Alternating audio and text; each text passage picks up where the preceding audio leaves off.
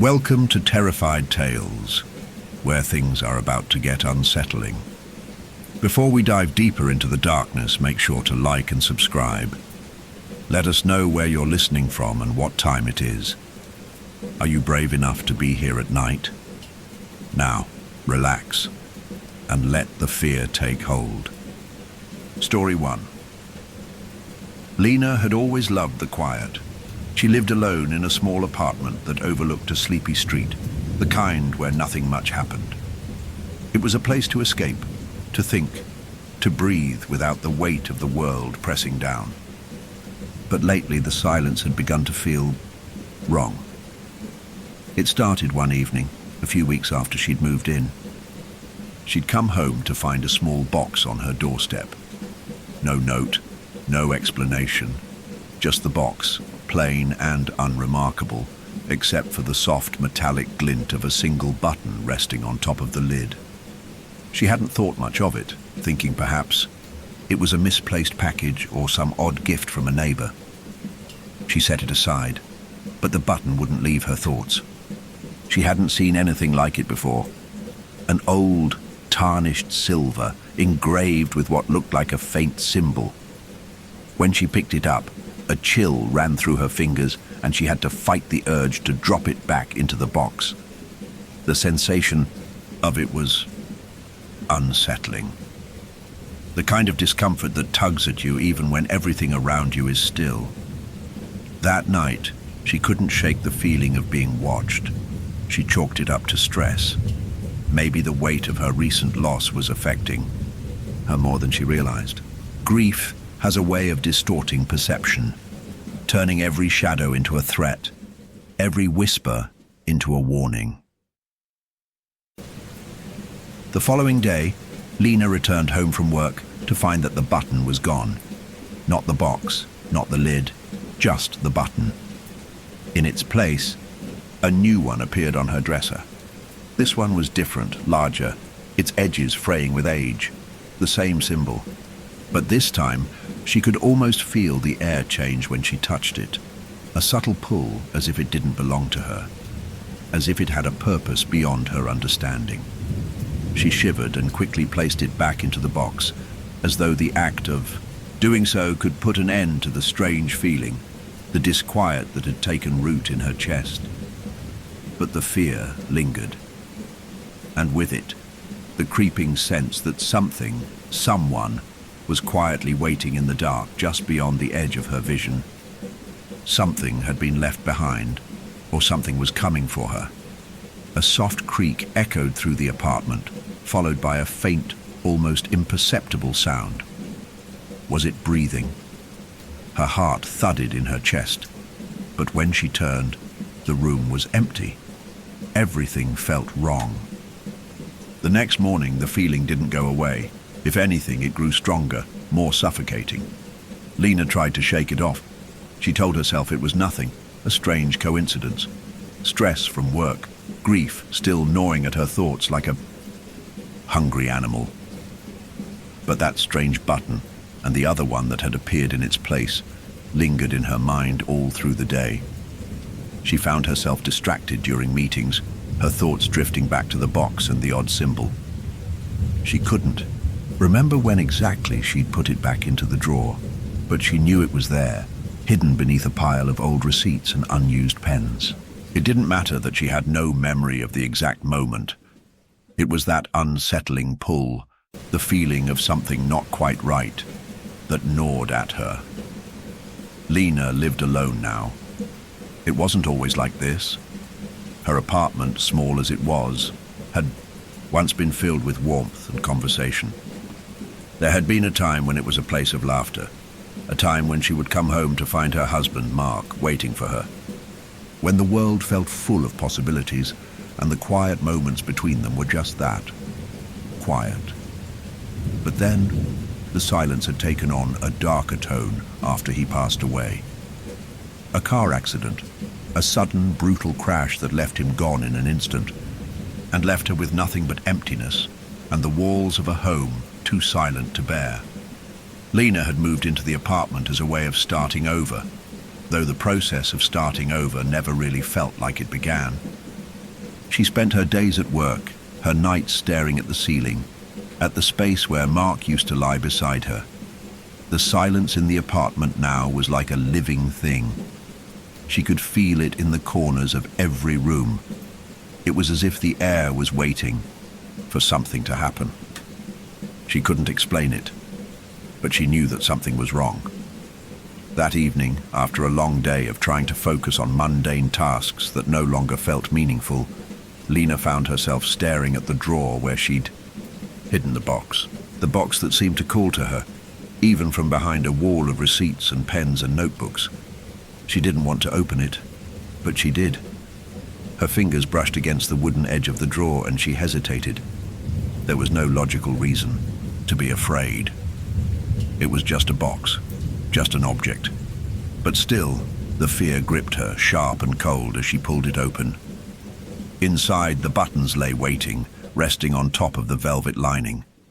But this time, there were more of them. Dozens, hundreds, each one a different size, each one slightly different in appearance, but all bearing that same familiar symbol. Lena recoiled. It was as though the buttons were alive. Each one seemed to hum with energy, vibrating ever so faintly, as though they were calling out to her. The symbol etched into each button was the same, a spiral, twisting inward like a black hole, pulling her gaze into its depths. Her breath quickened as she reached for one, her fingers trembling. She tried to dismiss the urge, to convince herself it was nothing more than her imagination. But she couldn't resist. She touched it.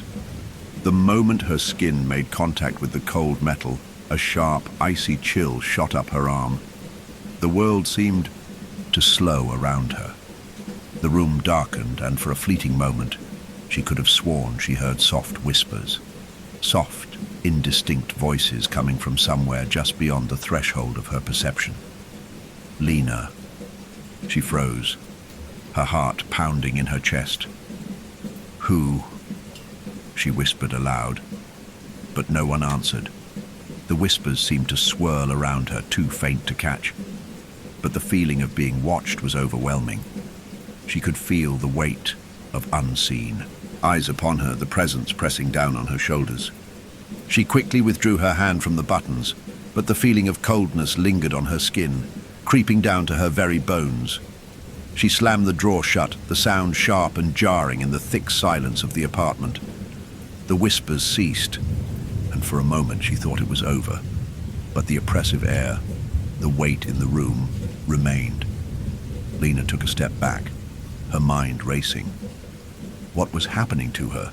She couldn't explain it.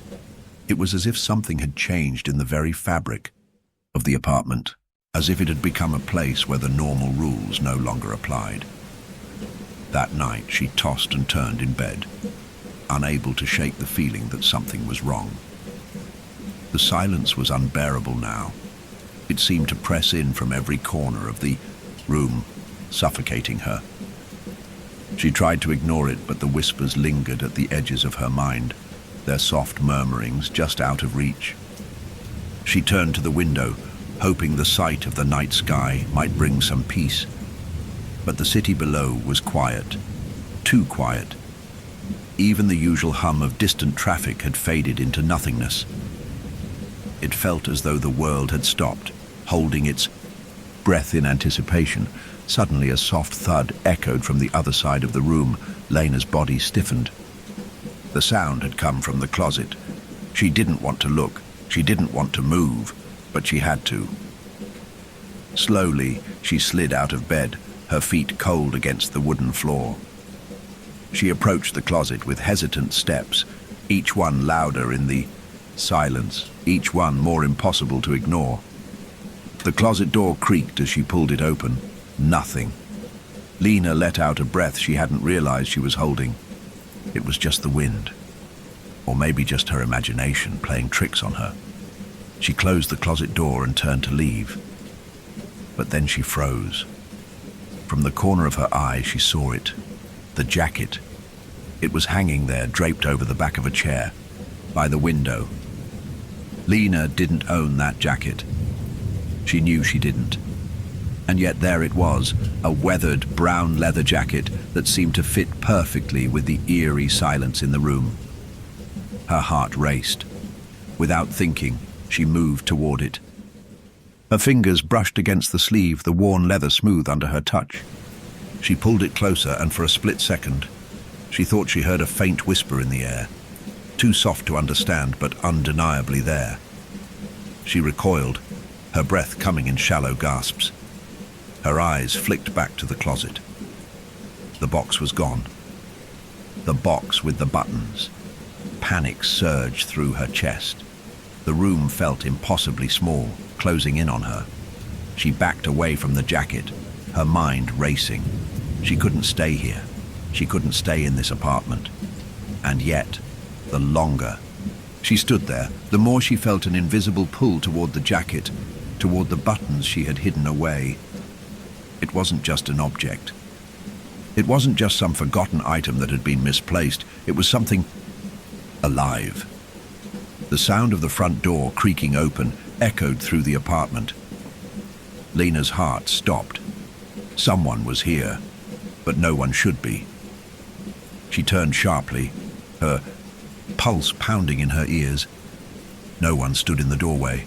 The apartment was empty, except for the jacket. The last thing Lena saw before everything went black was the jacket moving ever so slightly, as if it were breathing. Lena awoke to the sound of silence. But it wasn't the same silence as before. The oppressive quiet had thickened, settling like a dense fog in every corner of her apartment. She wasn't sure how long she had been unconscious, but her head ached, her body heavy as though she had been asleep for days. The jacket, it was still there, still on the chair by the window, its presence undeniable. She couldn't explain it. How had it moved? Had it always been there, waiting? Or had it somehow appeared when her back was turned? Her fingers trembled as she pushed herself up, sitting at the edge of the bed. The room seemed to pulse with an energy that she couldn't quite understand, a low hum that seemed to vibrate through the floorboards. The world felt wrong. She glanced at the clock. It was nearly dawn, the early light just beginning to filter through the cracks of the blinds, painting the room in soft, pale hues. But the peace of morning didn't reassure her. No, it only deepened the unsettling feeling that had taken root in her chest. The jacket. She couldn't look away from it. Something about it, about everything in the room, felt alive. She stood, her legs unsteady beneath her, and walked toward the chair. With each step, the air seemed to grow heavier. Her heart pounded, her breath quickening, as though she were stepping into an unknown world that didn't obey the laws of reality. The jacket looked ordinary at first glance, nothing more than a worn leather garment hanging loosely on the chair. But as her fingers brushed against the fabric, a shudder ran through her body. It wasn't just the cold of the leather. It was something deeper, something cold that reached straight into her bones. She pulled her hand back, but before she could step away, she saw it. A button. Another button. It lay on the floor beneath the chair, identical to the first two, its edges fraying like the others. The same symbol, that same swirling spiral. Lena knelt slowly, her knees creaking with the effort, and picked it up. The moment her fingers closed around it, her vision blurred for an instant, as though the world had shifted. She blinked hard, her head pounding. The button was cold, impossibly cold, colder than anything she had ever touched. And as she held it, she could feel an unsettling vibration in her hand, a tremor that echoed in her bones. "Stop," she whispered, her voice trembling. "Please, stop." She thought she heard a soft chuckle, just faint enough to be imagined, but just real enough to make her skin crawl. She looked down at the button again. She knew what it meant, even before she saw the others appear. It wasn't just some freakish coincidence. The buttons were a part of something, a curse, a trap, and she was its prey. Lena tossed the button back onto the floor, where it landed with a hollow sound. The room seemed to shrink around her. The walls, the floor, everything pressed in, closing her in. She backed away from the chair, from the jacket, from the buttons, as though she could distance herself from the thing that had somehow found its way into her life. But there was no escaping it. The air itself felt alive with a presence that lurked just beyond her perception. She stumbled backward into the wall, trying to collect her thoughts, trying to breathe. But all she could think of was the cold, the whispering, the waiting. There was a sudden, sharp knock at the door. Her heart lurched and she nearly jumped out of her skin. She froze. The knock came again, this time harder, louder. Lena's legs were shaky as she moved toward the door. She wasn't expecting anyone. There was no one she knew who would be knocking at this hour, and yet someone was there. Her hand hovered over the doorknob, her fingers trembling. She knew she should ignore it, go back to the safety of her apartment, lock herself away from whatever was happening, but her hand was already turning the knob before she could stop it. The door creaked open. On the other side stood a figure, man, tall and thin, with dark, hollow eyes that seemed to peer straight through her. His clothes were simple, but his face was pale, gaunt, almost skeletal. His lips curled into a thin smile as he gazed down at her, and his eyes seemed to flicker with something distant, something ancient. Lena's breath caught in her throat. "Can I help you?" she managed to ask, her voice weak and thin. He said nothing at first, simply staring at her with those cold eyes. Then he spoke, his voice quiet, as if he were speaking from far away, from another time. "The buttons," he said. Lena blinked, unsure if she had heard him right. "What?" "The buttons," he repeated, his voice barely above a whisper. "They've found you." The air in the room grew thick with tension, and Lena felt a shiver crawl down her spine. "What do you mean?" she asked, her voice rising, the panic creeping into her throat. The man didn't answer immediately. Instead, his gaze drifted down to her hand, where she was still holding one of the buttons. He watched it with a strange, detached interest. "You have one," he said, almost as if it were a statement of fact, not a question. "And now, they will come for you." Lena tried to speak, to ask him what he meant, but before she could, the man stepped forward, his face drawing closer to hers. "You're already too far gone," he murmured, his breath cold against her skin. "You've opened the door. Now you must face what's on the other side." A terrible weight pressed down on her chest, squeezing the air from her lungs. Her heart pounded wildly in her chest. She wanted to scream, to run, to lock herself away, but her legs wouldn't move. She couldn't breathe. She felt frozen, caught in the grip of something she couldn't escape. The man reached into his coat and pulled something out. Lena's eyes widened as she saw what it was, another button exactly like the one she had found. He held it up between them, his fingers wrapped around it. "The cycle," he whispered. "The button, the jacket, the curse. It's never over. It has to be completed. It always will be." Before she could say anything, the man turned and walked away. His footsteps were soft, nearly silent, as though he were fading into the air itself. Lena stood there for a long moment, staring at the empty doorway, the echoes of the man's words still ringing in her ears. The cycle. Her hands were shaking as she backed away from the door. The apartment felt even smaller now, more suffocating. She couldn't stand it. She couldn't bear the thought of the buttons anymore, of whatever curse had been set in motion. But as she turned to leave, her eyes landed on the jacket again. The jacket. It had moved again. This time, it was no longer sitting passively in the chair. It was draped across the back of the couch, its leather glistening faintly in the low light. The buttons, there were more of them now, rested in a perfect line beside it, as though waiting for her to return, and she knew with a cold certainty that she couldn't run. Not anymore. There was nowhere to go. The cycle had begun, and it would not stop until she faced whatever dark thing had drawn her in. The whispers started again. The jacket. It was watching. Lena didn't sleep that night. She couldn't. Her mind raced, each thought more frantic than the last. The apartment, which had once been a refuge, now felt like a prison. The walls, once so familiar, seemed to pulse with an unseen force.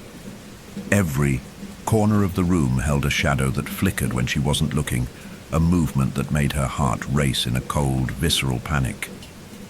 The whispers had begun again, barely audible, but there nonetheless, like the scratching of distant nails on glass. She couldn't shake the feeling that something was waiting for her, just beyond the veil of perception. Something old, something hungry. The man who had come to her door earlier was gone. He had vanished into the night as quickly as he had appeared, leaving only his words behind. The buttons. They've found you. She couldn't stop thinking about it. What did he mean? What did it all mean? It didn't take long for her to understand that the buttons weren't just objects, they were keys. Keys that unlocked something. Something that had been lying dormant. Something that was now awake. The buttons had a purpose, and they had found her. Her fingers, despite her best efforts to ignore the compulsion, reached for the small wooden box again. She didn't want to touch it. She didn't want to open it, but she did. The moment her hands brushed the lid, the air seemed to freeze and the room grew unbearably still. The usual hum of the city outside, the wind against the windows, it all disappeared, as if the world had paused just to watch her. Lena opened the box. Inside, the buttons were no longer resting peacefully. They were scattered and arranged in strange patterns. No longer in neat lines, no longer passive. Some were stacked in piles. Others had rolled to the edges of the box as though they were trying to escape. They gleamed, their metal surfaces dull under the dim light, and the symbol, the spiral, was more distinct now, as if the very act of looking at them was pulling her deeper into whatever dark force they embodied. She couldn't stop herself. Her hand reached for one of them, the cold weight of it sinking into her palm. The moment her skin made contact, the world blurred again.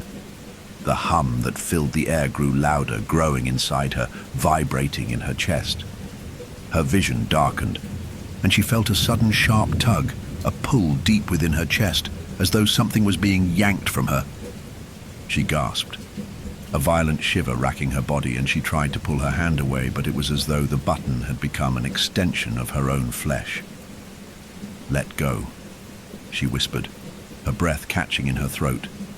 But she couldn't. Her fingers were frozen, locked around the button as the pull deepened.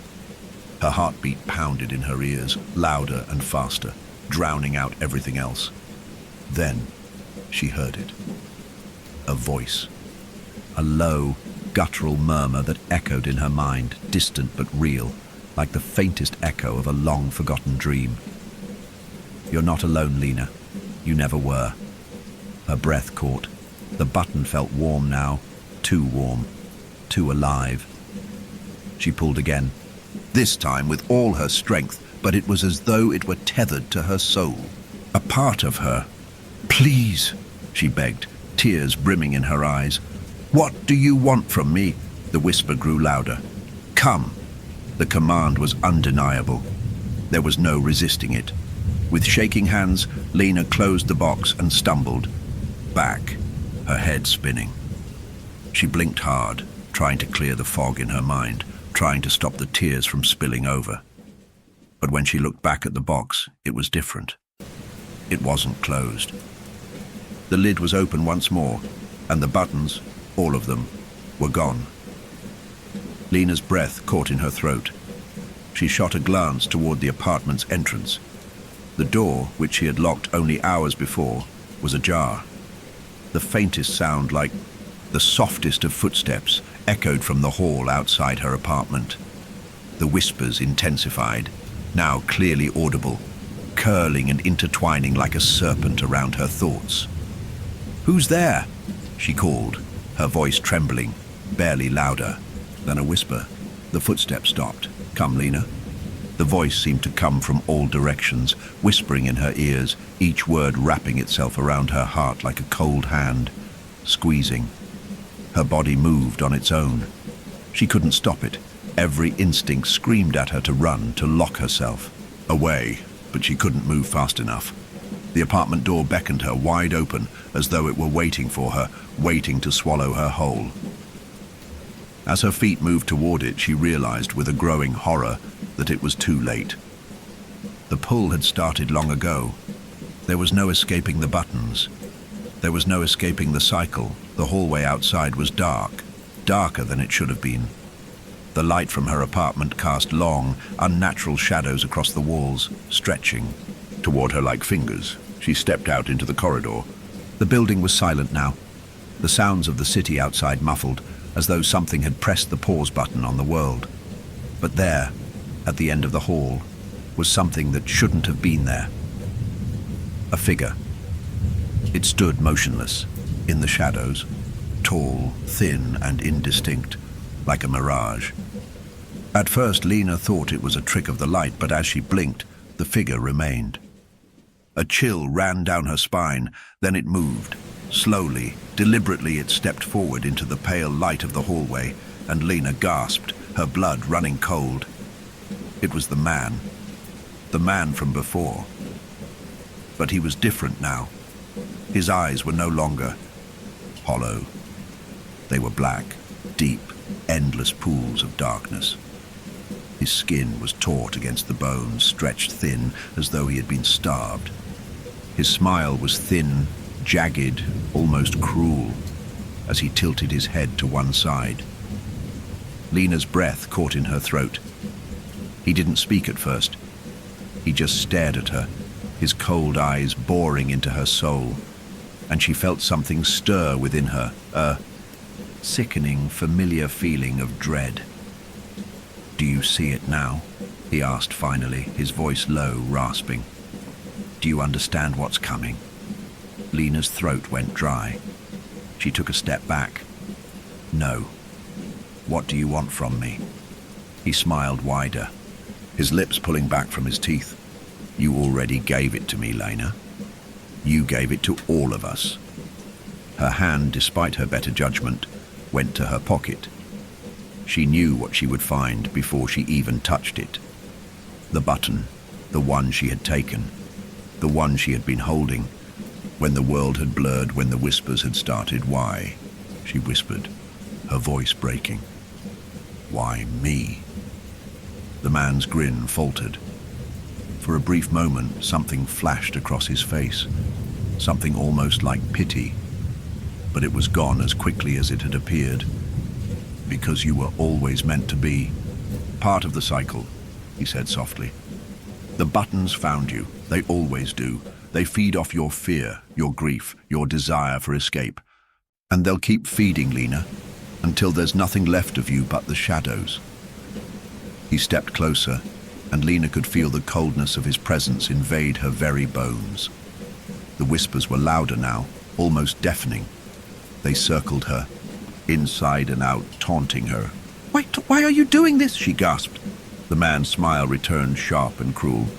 "Because it's not just you, Lena. It never was. The buttons were made for us, and now you're one of us." He took another step forward. Lena felt her chest tighten. Her heart pounded. This was it. She was too far gone. There was no turning back.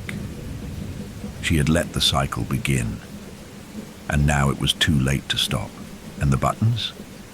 They were still waiting. They always would be. The air in the hallway grew colder with every passing second, each breath that Lena took cutting through her lungs like ice. The man, if he could even be called that anymore, was standing no more than 3 feet away from her. His presence, an oppressive weight she could hardly bear. His smile, that cruel, empty thing, stretched wider, impossibly so, and the shadows around him seemed to twitch and writhe, as if alive. Lena could feel the suffocating darkness crawl up her legs, tightening around her chest, stealing away her breath. She felt like she was drowning in it. She couldn't move. Every part of her screamed to run, to escape, but her body felt frozen, as though her very skin had been bound to the floor. All she could do was stand there and stare at the man, at the smile that never seemed to end. "Don't," she whispered, her voice barely a breath. "Please, don't do this." The man tilted his head, his eyes, those endless black pits, narrowing as he regarded her.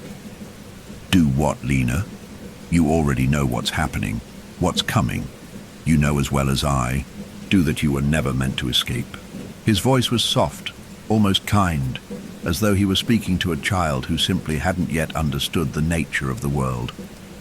But the words felt like a blow to the stomach, each syllable digging deeper, opening a wound she didn't know she had. There was no way out. Not now. "Why? Why me?" she choked, barely able to get the words out. The man took another step closer, the floor beneath his feet creaking, as though the very building were shuddering in response to his presence.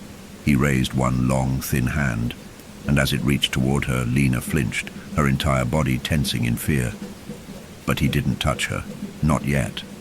Instead, he paused just in front of her, the warmth of his breath mixing with the cold, heavy air between them.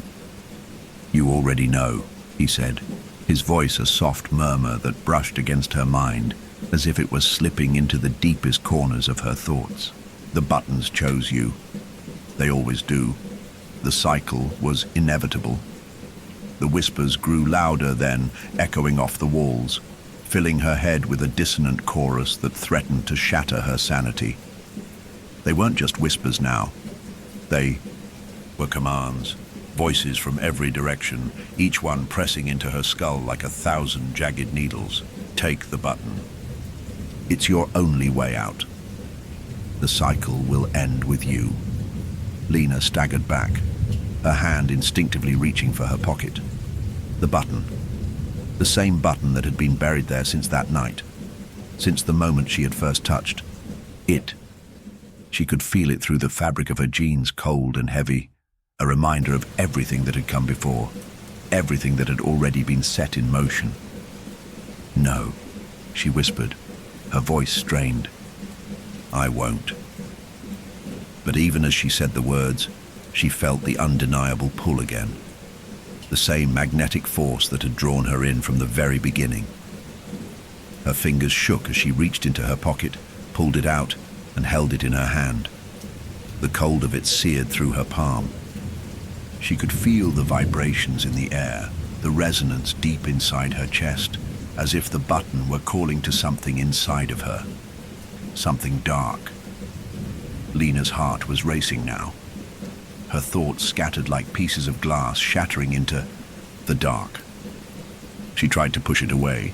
She tried to throw the button back in the box, to lock it away, to forget. But something inside her was begging for release.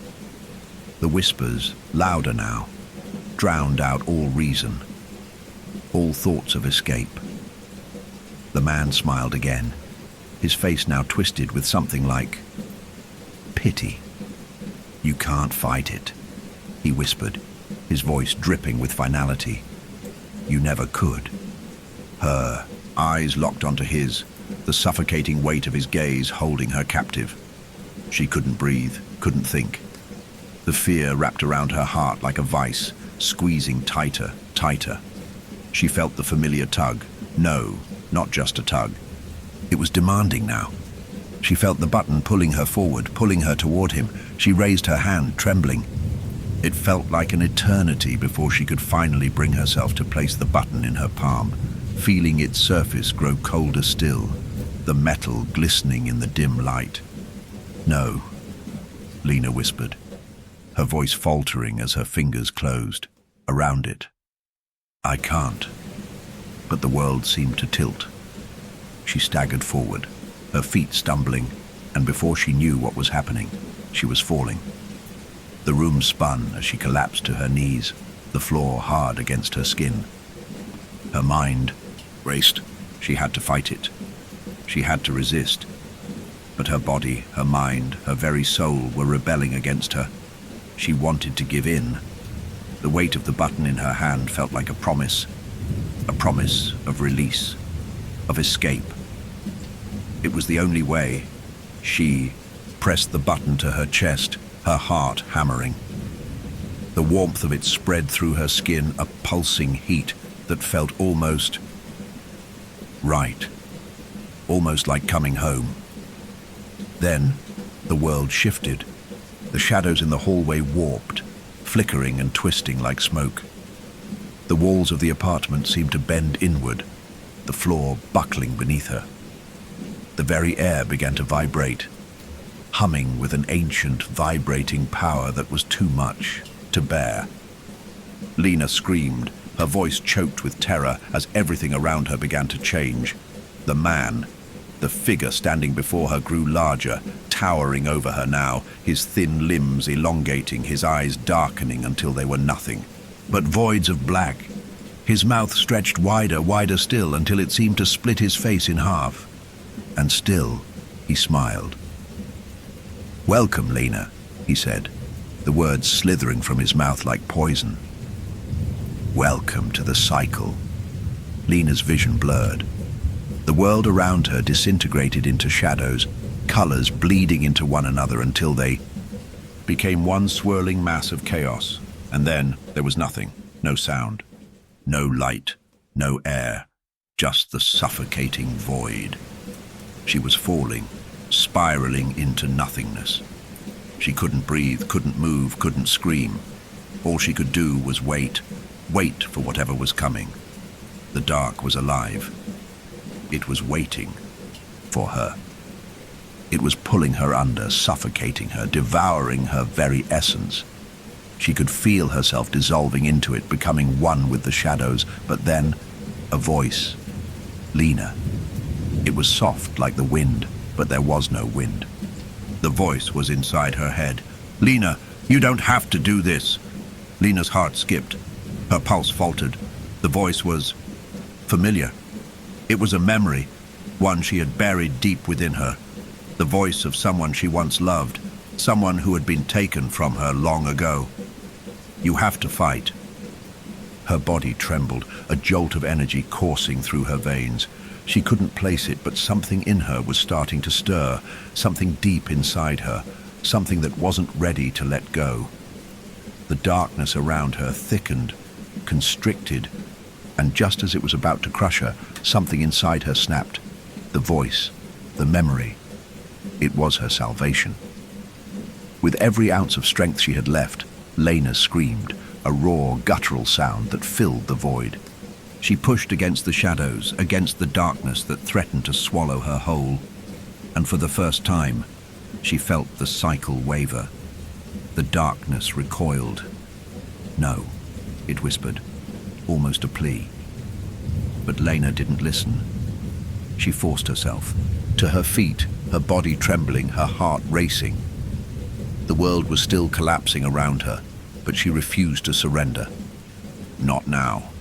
Not after everything. She was not going to let it take her. Not without a fight. She had to face the cycle. She had to break it. And as the shadows tried to pull her back into the abyss, she realized, with a sickening clarity, that she wasn't alone. Something had changed. The buttons hadn't just found her, they had awakened something in her, something that would finally stop the cycle. And now, the world was going to break. Lena's heart was racing, pounding like a war drum in her chest. Every breath felt like a battle as she stood in the center of a swirling, incomprehensible chaos. The walls around her trembled, crumbling into dust as the air thickened, heavy, with a presence she could barely comprehend. The shadows were all consuming, each dark corner of the hallway stretching into an endless abyss. And still, the man, the figure, was there, looming in the darkness, his smile twisting and contorting in ways that were not human. But this time, Lena didn't look away. The pull of the button was still there, gnawing at her soul. But now she understood something she hadn't before. It wasn't just the button that was driving her forward. It was everything that had led her to this moment. Her grief, her trauma, the shadows of her past.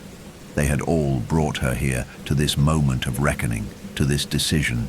She was no longer just a victim of the cycle. She had become a part of it, yes, but more importantly, she had the power to end it. She could feel it, deep inside her, that small spark of defiance that had been buried beneath the weight of everything she had lost. It had always been there, hidden, waiting, and now it was alive. The cycle wasn't just about the buttons, the man, or the haunting memories. It was about her willingness to fight. Lena clenched her fists, the cold steel of the button still clutched in her hand. It had never felt heavier than it did now, but for the first time in what felt like forever, it wasn't pulling her. It was simply there, an object, a catalyst for what was to come. She wasn't afraid anymore. "Do you understand now, Lena?" The man's voice slithered through the darkness, his words dripping with mockery. "It doesn't matter how much you fight. The cycle always comes for you, it always has, and it always will." Lena's eyes locked onto his, the abyss of his gaze pulling at her, trying to make her doubt. But she wouldn't. She refused. "No," she said, her voice stronger than it had ever been. "It ends tonight. It ends with me." The figure laughed, a low, guttural sound that echoed through the decaying hallway. "You think you can stop it? You are nothing but a fragment, a piece of a much larger game. You were never meant to win." His smile grew wider, impossibly so, and the shadows seemed to pulse around him like an angry storm. "But you don't understand," he continued. "You've already made the decision. The buttons chose you. They are part of the fabric of this world. You cannot escape them. You cannot escape me." Lena felt the weight of his words, but they didn't break her. They only made her more resolute. She could feel the thread of her past, the ghosts of her memories, tugging at her, pulling her back into the darkness. Her mother's death, her brother's disappearance, the years of silence that had followed. She had spent so long running, hiding, burying the pain inside her, letting it fester until it consumed her. But now, she was no longer running. She stepped forward, her breath steady, her heart unwavering. "I'm not afraid of you," she said quietly, but the conviction in her voice rang through the air like the first crack of thunder before a storm. The figure's eyes flickered. "You should be." He lunged at her then, faster than she could have imagined, his movements like liquid shadows, all jagged limbs and stretching features. Lena had no time to react, but before he could touch her, before the darkness could swallow her whole, she thrust the button into the air, her palm open and trembling. The button, the catalyst for everything that had brought her to this moment, glowed. A faint, pulsing light emanated from it, soft at first but growing, expanding, illuminating the hallway with an eerie glow. The shadows recoiled as the light intensified, pushing them back, forcing the man to stumble, his face twisted with rage, his black eyes narrowing into slits as the light continued to grow brighter. "No!" he screamed, his voice full of fury. But it was already too late. The button had already begun its work. Lena felt the power surge through her, the warmth of it spreading from her hand, wrapping around her like a cocoon. The light was blinding now, and yet she could still feel the dark presence trying to claw its way back, trying to reach her, to consume her. The whispers, those vile whispers, filled her head once more, louder than ever, but this time she didn't let them in. Let go. Let go. You can't stop it. You can't fight it. But she didn't listen. She wouldn't. The power from the button swelled, rising higher and higher, until it seemed to consume everything around her. The walls cracked, the floor buckled beneath her, and the figure, no longer just a man, but something darker, more ancient, screeched in agony, his form distorting and breaking apart, as if the very fabric of his existence were being torn asunder. "You think this is the end?" the figure hissed, his voice growing more distant with each passing moment. "This is just the beginning. You have no idea what you're unleashing." Lena's grip tightened on the button, her body trembling from the sheer force of the energy swirling around her. "It ends here," she whispered, her voice raw but resolute. "It ends now." The shadows were vanishing, disintegrating like smoke in the wind, the man's form flickering and fragmenting as the light from the button consumed him completely.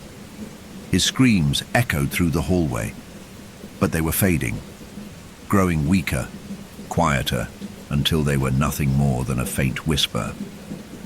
And then there was silence. The light slowly dimmed, the oppressive weight of the darkness lifting as if it had never been. Lena was left standing in the center of the hallway, her hands still shaking, her breath ragged but alive. She looked around, taking in the stillness of the apartment, the hallway that was now empty, stripped of the supernatural force that had haunted her. It was over. For the first time in what felt like years, Lena felt a strange stillness wash over her. No whispers, no shadows. The weight on her chest had lifted. The cycle was broken. But then, as she stood there, alone in the silence, something shifted deep within her. A crack, a lingering question. Was it really over? Lena's heart skipped. In her chest, she turned, suddenly aware of something she hadn't seen before, something in the corner of the room. There, on the floor, just beneath the window, was a single button. It lay there, gleaming, its surface cold and inviting. Lena's breath caught in her throat. Had it ever really ended? She reached down, her hand trembling as her fingers brushed the smooth surface of the button. A cold shiver ran up her spine, but it wasn't fear. It was a deep, unsettling realization. The cycle was not something she could outrun. It was inside of her now. The buttons never left. The shadows were gone, but their echoes remained. The pull, the lure, the inevitable return. Lena stared at the button, her hand still hovering over it. She didn't know what the future would bring, but she understood one thing now. The buttons would always find her. And no matter how much she tried to fight it, no matter how many times she broke the cycle, they would always come back. The darkness was never gone. It was merely waiting. And in that quiet, empty hallway, Lena realized the truth. She was part of the cycle now, and it would never let her go. The world outside felt eerily still, the kind of stillness that only comes after something unspeakable has passed. The shadows that had once clung to Lena's every step had vanished, but their presence lingered like a faint, persistent hum beneath the surface of her mind. She had broken the cycle. She had defied it, or so she thought. But there was no sense of triumph, no victory to cling to. There was only the quiet, deafening pull of the button in her hand, the cold metal gleaming, unyielding, as though it had never truly left. Lena stood at the edge of her apartment, the faint light of dawn creeping through the blinds, casting thin beams across the floor. The room was now empty of the horrors she had endured for so long. The whispers had gone silent. The figure, that terrible presence, was gone. Yet the button remained, a silent reminder that there was no escape. She had hoped, perhaps naively, that once the man was gone, once she had completed the ritual, faced whatever cosmic force that had dragged her through the nightmare, that she would be free. But now, as she stood there, holding the button in her trembling hand, Lena felt something stir deep inside of her. It wasn't the fear she had felt before. It was something colder, more insidious, something that whispered a far more terrifying truth. The cycle was not just an event. It was a part of her. Her chest tightened as the realization washed over her, a weight that threatened to crush her. The darkness that had haunted her every step, the endless pursuit of the button. It had never been about the button itself. It had always been about her. She had been chosen because of something inside of her. Something that could never be undone. The sound of a door creaking caught her attention. Lena froze, her breath catching in her throat. It was faint at first, a soft, barely perceptible groan of wood on wood, as if the walls themselves were stirring after an eternity of silence. The sound came again, this time louder, more distinct, a door opening somewhere in the apartment. She spun around, eyes wide, but there was nothing. The hallway remained empty, the apartment silent save for the hum of the refrigerator and the faint ticking of the old clock in the corner. But then the whispers began, soft at first, like the rustle of leaves in the wind. But soon they grew louder, insistent, until they were deafening, overwhelming her thoughts. They were not just whispers. This time, they were words, real words, filled with meaning. It is not over. You will never escape. Lena clutched the button tighter, her knuckles white against the cold metal. Her heartbeat quickened, a frantic drumbeat in her chest. She squeezed her eyes shut, trying to block out the voices, but it was useless. They were everywhere. Inside her head, behind her eyes, in the very walls of the apartment. They had followed her. You can't run. You can't hide. Her breath quickened as she took a step back, her pulse racing. The apartment felt smaller now, the walls closing in. It was as if the space had become a prison, every corner watching her, every shadow moving. No, she whispered, shaking her head. No, I broke it. I ended it, I stopped it. The whispers grew louder, almost mocking, as though the very air was alive with the echoes of something ancient. You cannot undo what has been done. You cannot destroy what is eternal. The button pulsed in her hand, vibrating slightly as if it were alive, breathing. The room seemed to warp around her, the shadows lengthening and contorting, twisting like serpents. It felt like the apartment was shifting, folding in on itself, becoming something else. A space that was no longer just a place, but a manifestation of her deepest fears. The walls were alive, the ceiling breathing down on her. The door creaked. Again, louder this time, and a figure stepped through the frame. Lena's stomach dropped. She knew that figure. She knew that shape. It was the man. But this time, he wasn't the same as before.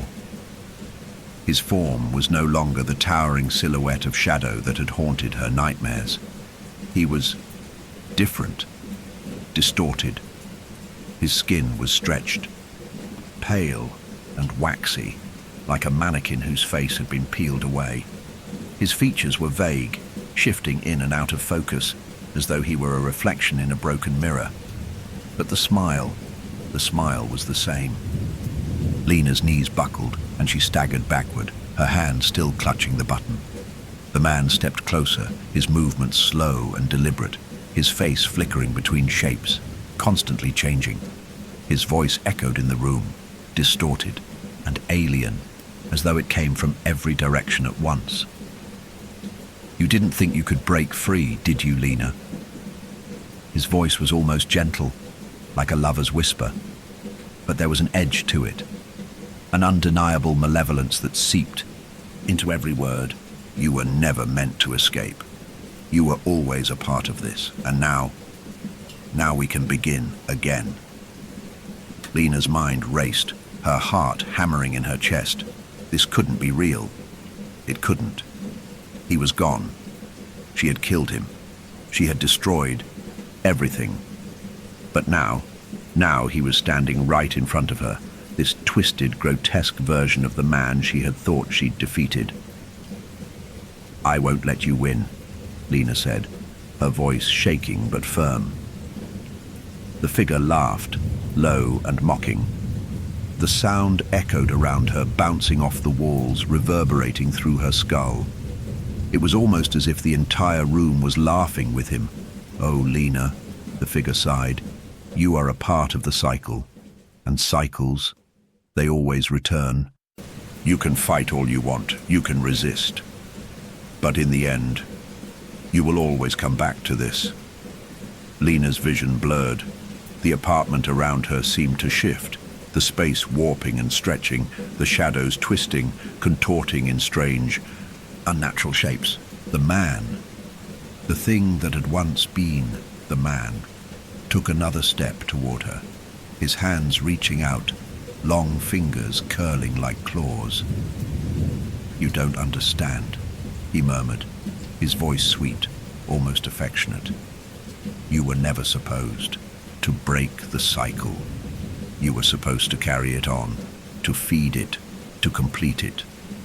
Lena's breath hitched.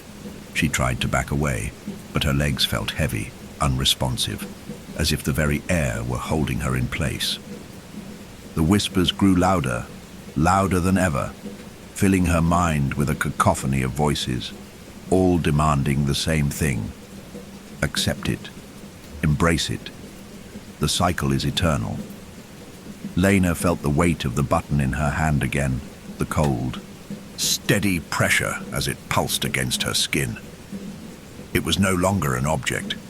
It was a part of her, a part of them, a part of the cycle. "No," Lena said again, more forcefully this time. "I won't." The figure reached out toward her, his fingers brushing against her cheek, cold and lifeless, like a corpse's touch. "Let go, Lena," he whispered, his voice now drenched with a kind of cold sorrow. "Let go, and come back to where you belong." His fingers dug into her skin, his grip unyielding as he pulled her closer. The shadows closed in, wrapping around her, suffocating her. Lena gasped, her breath coming in short, frantic bursts. The button in her hand began to vibrate again, more violently, now its pulse growing stronger, louder. The world around her began to swirl, colors bleeding into one another, until everything was consumed by darkness. And then, for the briefest moment, everything stopped. The button was gone. Lena blinked, her vision returning to focus. The apartment was still quiet. She was alone. But the man, the figure was gone. Or was he? Lena stood in the middle of the room, her body trembling, her breath ragged. The whispers had stopped, but they weren't gone. They were just waiting. And the figure, the man, he was still there, lurking in the edges of her mind, waiting for the moment when she would be weak enough to accept the truth. The cycle would never end. And Lena was part of it, always. Her eyes fell to her palm, but the button was gone, wasn't it? And in the silence that followed, Lena realized the cruel truth. It was not the button that controlled the cycle. It was her, and as she stood there, the apartment now suffocating her once more, the chilling realization settled in her bones. The cycle was not a punishment. It was her purpose.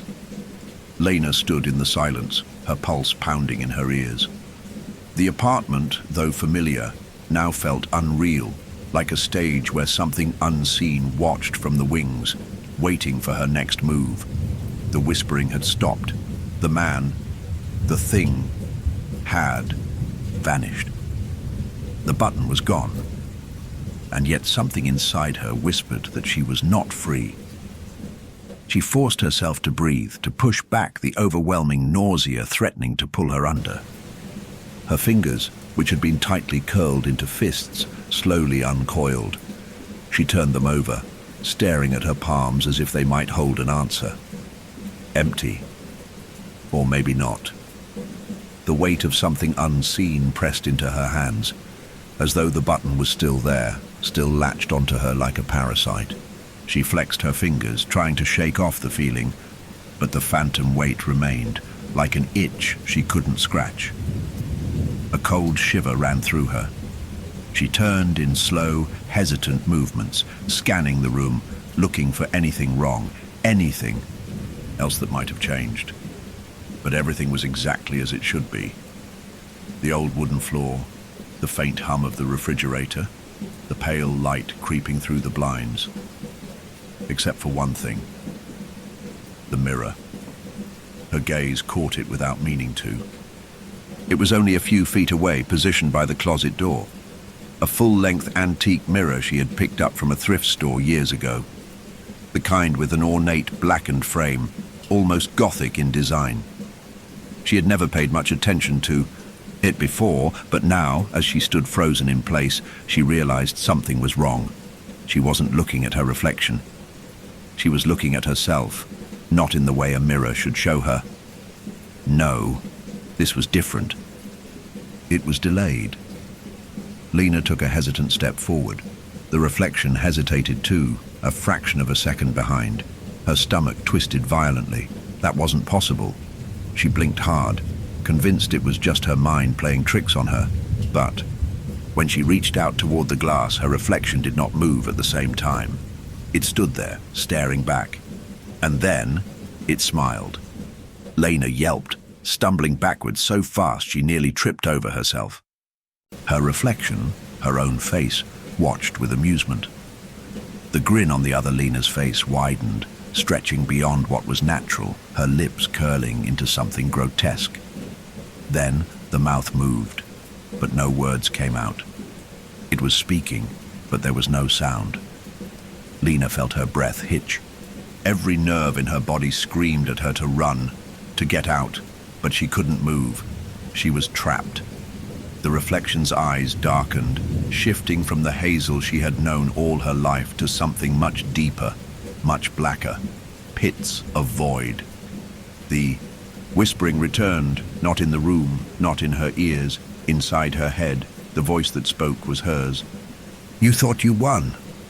Lena's heartbeat slammed against her ribs. "You thought you could break the cycle."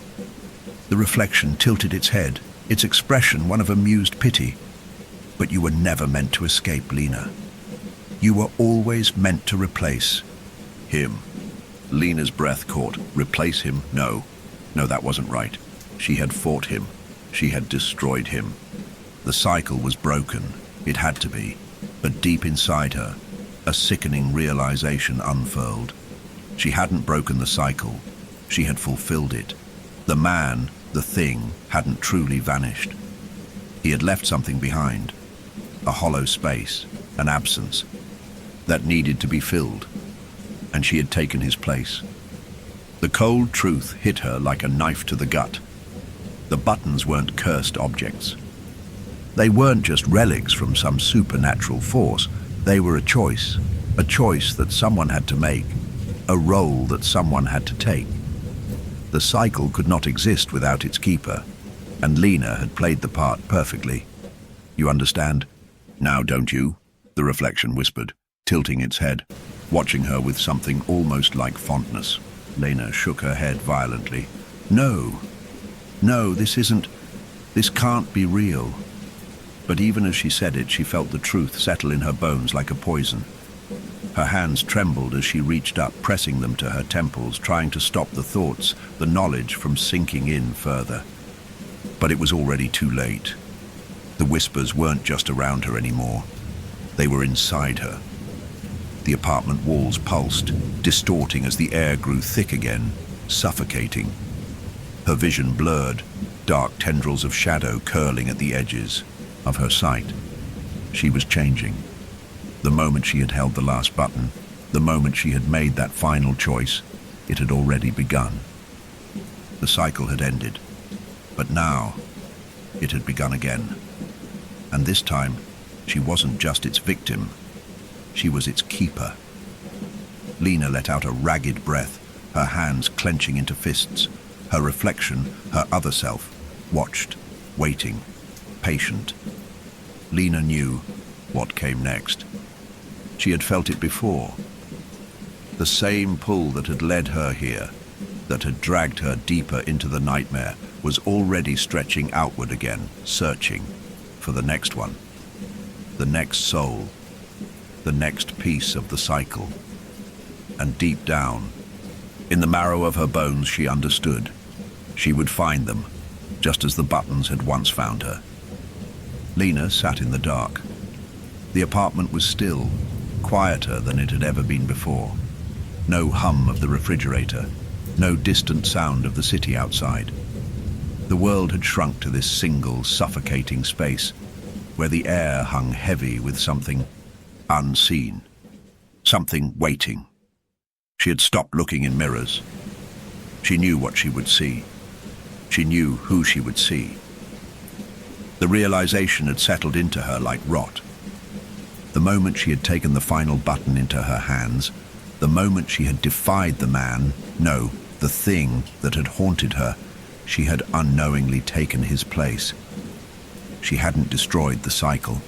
She had simply become part of it. And now, the whispers weren't something she feared. Now, they were hers. She could feel them crawling inside her mind, threading themselves through her thoughts, pulling at something deep within her. The knowledge of what she was, what she had become, had changed her. She had fought against it at first, convinced she could still escape, convinced that if she ignored it long enough, it would go away. But she knew better now. There was no escape. The cycle needed someone. It had always needed someone. And now, that someone was her. Lena exhaled slowly, her fingers gliding across the floor, feeling the familiar shape of the buttons scattered around her like fallen stars. She didn't remember collecting them, but they were here. They were always here, waiting. She lifted one, turning it over in her palm. The small metal disc was smooth, its edges slightly frayed with age. The symbol in its center, the spiral, was deep and intricate, curling inward, endless. She ran a thumb over it, tracing the shape absently. She could feel it now more than ever, the pull. The endless thread stretching outward, invisible yet undeniable. Searching, seeking. She could feel them, the ones who would come after her. Somewhere, someone else was already walking toward their fate, unaware of what waited for them. She closed her eyes, and the darkness behind her eyelids was not empty. It was full of faces, some she recognized, some she didn't. Some were vague and shifting, like unfinished paintings. Others were clearer, etched into her mind with terrifying clarity. A man staring at his own reflection, seeing something behind him that wasn't there. A woman standing at a crosswalk, feeling the cold touch of something unseen brush against her hand. A child picking up a small round object from the dirt, turning it over in innocent curiosity. Lena inhaled sharply. They didn't know yet, but they would. The buttons had already found them, and now it was her job to lead them, her job to watch, to wait, to guide. The realization didn't terrify her anymore. It simply was. The door to her apartment creaked open, but she didn't turn to look. She didn't need to. She already knew. The figure in the doorway was just another part of it, not the man from before, not the thing that had tormented her. It was something else, something new. She could hear its breath, shallow and slow, could feel its presence shift the air in the room. She knew its purpose. It was here for her answer, for her choice. Lena lifted the button in her palm, holding it between two fingers. She turned it over once, twice. Then, slowly, she extended her hand. The figure in the doorway remained still, waiting. The silence stretched between them like a taut thread, fragile, ready to snap. Then finally, the figure took a single step forward, and Lena knew without a doubt that the cycle had begun again. Lena sat in the dim light of her apartment, the button cold in her palm. The weight of it was different now. Not just metal, not just a trinket of the damned. It was responsibility. A contract, a promise to something beyond her understanding. She had been fighting for so long, fighting the cycle, fighting him, fighting the whispers. But she wasn't fighting anymore. She was listening. The figure in the doorway remained motionless, waiting. It did not speak, did not demand anything. It didn't have to. Lena understood now. This was the last step, her initiation. Air in the apartment was heavy, thick with something ancient and unseen. The walls had stretched, or perhaps shrunk, pressing inward with silent anticipation. The city outside had gone silent. The usual hum of life beyond these walls, replaced with a vast and deafening nothingness, as if the world had paused for this moment. Lena looked at the button in her hand, turning it over between her fingers. The spiral was deeper now, endless. It pulled at her in ways she couldn't explain, but she didn't resist. Not anymore. She took a slow breath, steadying herself. Her reflection, her other self, watched from the mirror across the room, waiting, smiling. She met her own gaze. "You were never meant to escape," the reflection whispered, lips moving just out of sync with hers. Lena exhaled softly. "I know." The figure in the doorway took another step forward. She could see it more clearly now. It wasn't like him, not exactly.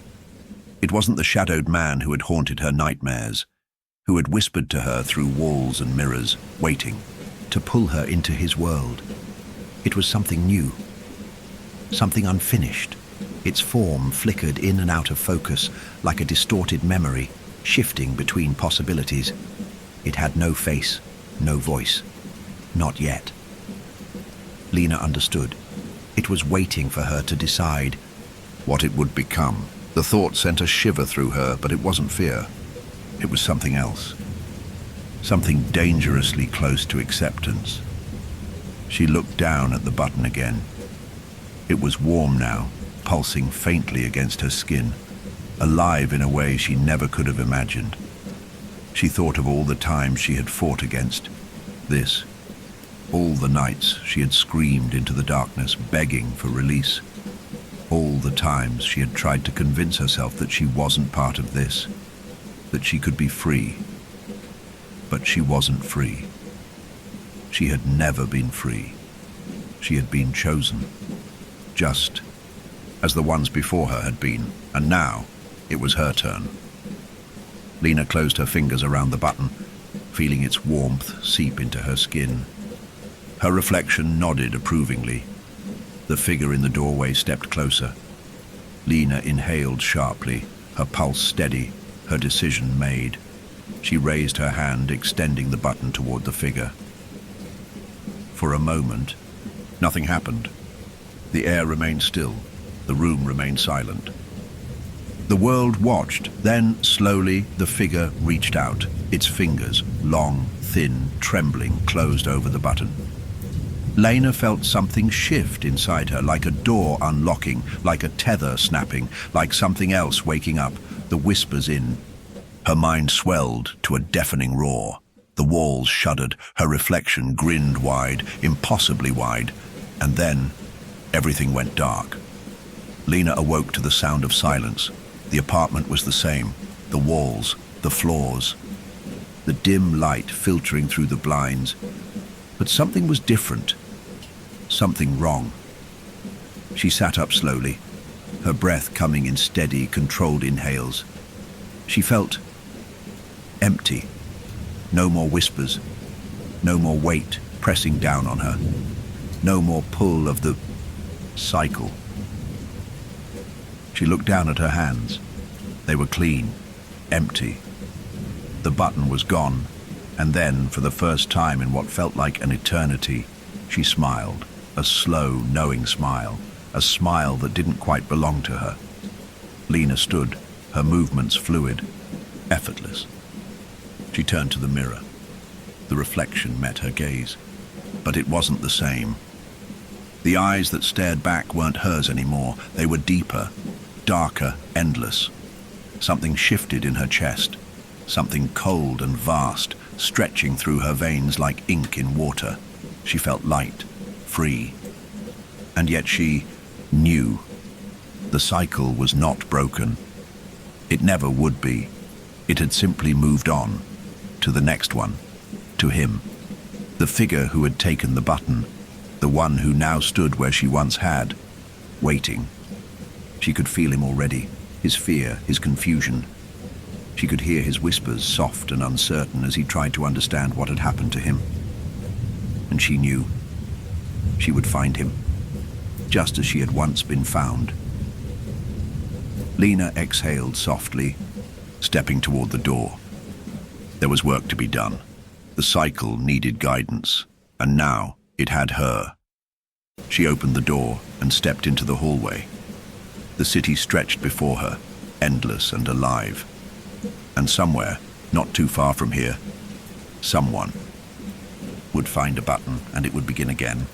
The city hummed with life, oblivious to the shift that had taken place. People moved through the streets in their endless rhythms, laughing, arguing, running late, lost in the small worries of their everyday lives. The sun cast its pale light over the skyline, washing everything in gold, making it all seem normal. But Lena knew the truth. She walked among them now, unnoticed, unseen in the way that only something outside of time could be. No longer bound by the limits of who she once was, she moved through the world with a presence that was both there and not there, slipping between the cracks of reality, watching, waiting. She had thought it would feel different, that there would be some final moment of transformation, some grand revelation. But there had been none. Only the simple, quiet truth. She was. She had become what the cycle had needed her to be. And now, it was beginning again. She could feel him. The next one. He had already found the button. Lena had known the moment it happened. The shift, subtle but undeniable, like a breath held in the air. The invisible tether that now connected them pulled at her gently, guiding her forward. She didn't fight it. She simply followed. Miles away, in a small, dimly lit apartment, Ethan Miller sat hunched over his desk, staring at the object in his hand, the button.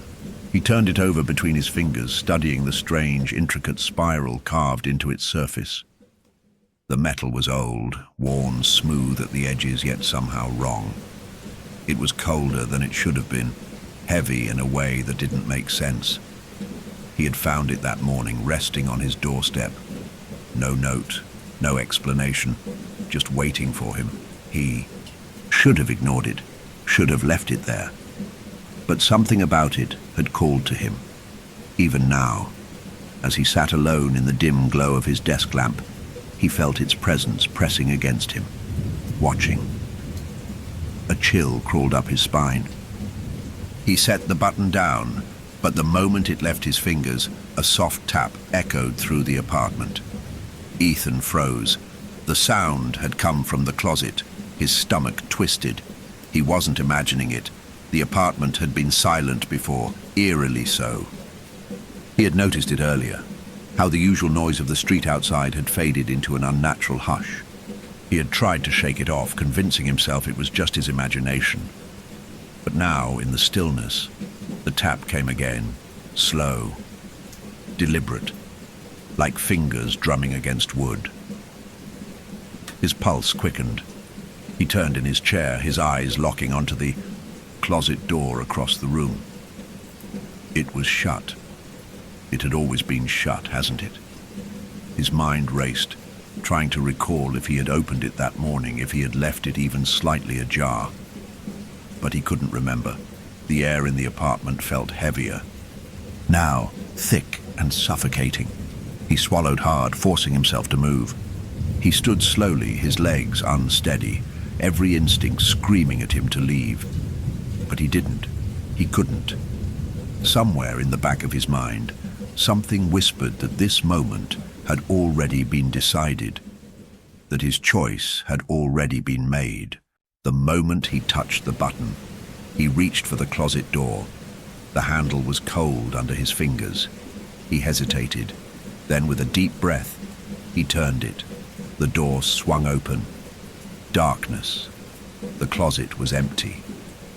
Nothing but his jackets, his shoes, the faint scent of old wood and dust. Ethan let out a breath, shaking his head. Get a grip, man. But as he reached to close the door, something shifted. A sound, so soft he almost didn't hear it. Breathing. His heart slammed against his ribs. The breath wasn't his. It was coming from the back of the closet. Slow, steady, waiting. Ethan's body locked up, every muscle frozen in place. He couldn't move, couldn't blink. The shadows in the closet moved. No. Something moved. Deep in the darkness, something shifted, just beyond the reach of the dim light filtering in. Not a shape, not a figure, just a sense of something there. Something watching him from within the depths. A whisper brushed against his ear. Ethan. His stomach dropped. His name. It had said his name. Every hair on his body stood on end. His breathing was shallow, ragged. The air around him felt wrong, like the entire room had bent slightly, shifting just enough to feel off. The whisper came again, softer this time. It's starting. Ethan slammed the closet door shut. He stumbled back, nearly tripping over himself, his breath coming in gasps. He pressed his hands to his temples, squeezing his eyes shut. No, this isn't happening, it's just in my head. But even as he told himself that, the whisper curled around him again. You know better. He felt it now, the weight of something, pressing in on him. The presence. It was here. It had always been here. Ethan forced himself to look at the button again, still sitting innocently on his desk. He knew, deep down, that throwing it away wouldn't matter. Burning it wouldn't stop this, because it wasn't about the button. It was about him, and somewhere, just beyond the edge of his vision, he knew someone was watching. Someone who had once been like him. Someone who had chosen. And now she was, waiting for him to do the same. Lena smiled as she watched Ethan from the darkened street below. She could feel his fear, his hesitation, but he would understand soon enough. The cycle had found him, and she was here to welcome him home. Ethan sat motionless, his breath uneven, his body cold despite the heat in the apartment. He didn't want to look at the closet, didn't want to turn his head, didn't want to acknowledge the weight of something pressing against his skin. But the whispers were there, not just in the room, not just in the closet, inside him. The button remained on his desk, an innocuous thing, a simple object. But Ethan knew in his bones, that it wasn't just a button. It was a gate, a key, a choice, and he had already made it. Something moved in the reflection of his computer screen. Ethan's breath caught in his throat. He hadn't moved, but something had. His chair creaked slightly, but he didn't dare turn around. His hands clenched into fists on his lap, nails biting into his palms as he forced himself to remain still. He knew, with a deep and unshakable certainty, that if he turned too quickly he would see it. The shape, the figure that had been waiting for him to accept. Another creak. Closer this time. The air was thick, suffocating, wrapping around. Him, like wet fabric. His stomach twisted as the whispers coiled through his skull, soft, distant murmurs that grew clearer with every breath. He understands now. He feels it. He belongs to it. Ethan forced himself to move, his hand trembling as he reached for the button. The moment his fingers brushed against the cool metal, the whispering stopped. Silence. Thick.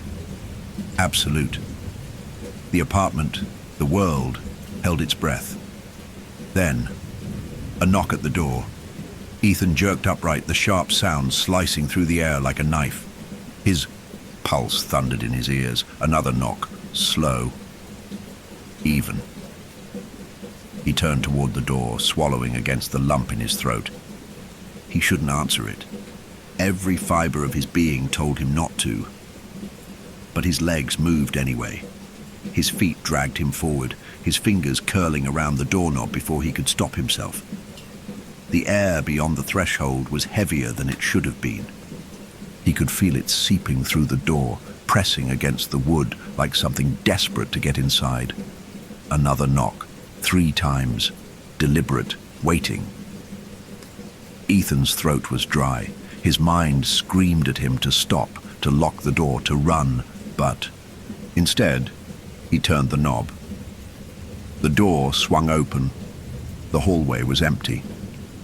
At first, all he could hear was the distant hum of a flickering light. The corridor stretched ahead, the overhead bulbs buzzing faintly, casting long, unnatural shadows across the floor. But then he saw it, a small, wooden box, sitting neatly on his doorstep. Ethan stared at it. His pulse pounded against his skull.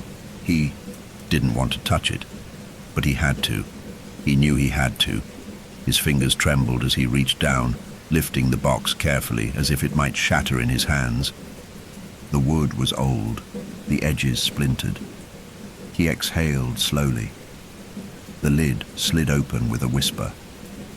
Inside, there was another button, larger this time, and beneath it, a small slip of paper. Ethan's hands shook as he unfolded it. The handwriting was elegant, deliberate. "I was where you are now. I tried to fight it. I lost." His breath caught. The signature at the bottom was simple, almost careless. Lena. A shudder ran down his spine. Ethan turned his head slowly, his gaze drawn back toward the street below. A figure stood in the darkness, still. Watching, he couldn't see her face, but he didn't need to. He knew. A sharp ringing filled his ears. The hallway seemed to tilt, the edges of his vision warping, the air bending around him like a heat wave. He squeezed his eyes shut. No, this isn't real. This isn't happening. But when he opened them again, she was closer, standing at the base of the stairs, waiting. The whispers returned. She was like you. She fought just like you. Now she watches. Now she waits. Ethan staggered back into the apartment, slamming the door shut. His breath came fast, ragged. His hands were ice cold. He turned, his back pressed to the door, and froze. The closet was open. His mind reeled. No, I closed it. I know I closed it. But the door yawned open, exposing the darkness within. The whispering grew louder. The shadows inside moved, not just shifting with the dim light. Something was in there, something waiting. A single shape began to emerge from the blackness. Not a man, not a shadow. Something between the two. Ethan's body locked up in sheer terror. It stepped forward, slow, methodical. And then it smiled. The smile wasn't human. It was too wide, too wrong, like something trying to wear a human expression but failing. His stomach twisted violently, nausea roiling inside him. It's time. The voice was closer now. You understand, don't you? The room spun. The walls blurred. The button was still in his hand, still pulsing, still waiting, a choice, a trap, a curse. His vision swam, the shadows reaching for him, and for the first time, Ethan understood. There had never been a way out, only a way through. His fingers tightened around the button. The thing in the closet tilted its head, eyes empty. Ethan took a shuddering breath. Then he took a step forward. Ethan stepped forward. The moment his foot crossed the threshold of the closet, the air changed. The room behind him, the apartment, the city, the world, seemed to blur, as though it was suddenly unimportant. A distant dream he could barely remember. The darkness ahead was thick, a living thing that pulsed with breath, stretching inward forever. It had depth.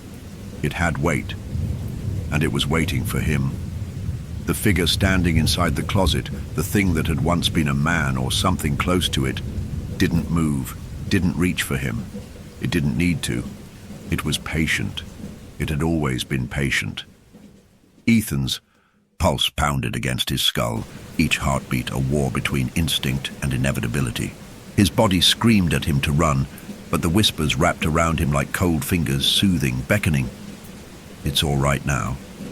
You're exactly where you need to be. The button in his palm burned hot. Not searing, not painful, just alive. It was beating now, matching the rhythm of his own heart. Ethan's breath hitched. He wasn't sure when the moment had shifted, when fear had stopped screaming in his ears and something else had taken its place.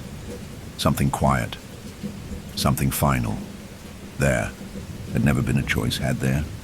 The button, the whispers, the presence in the closet.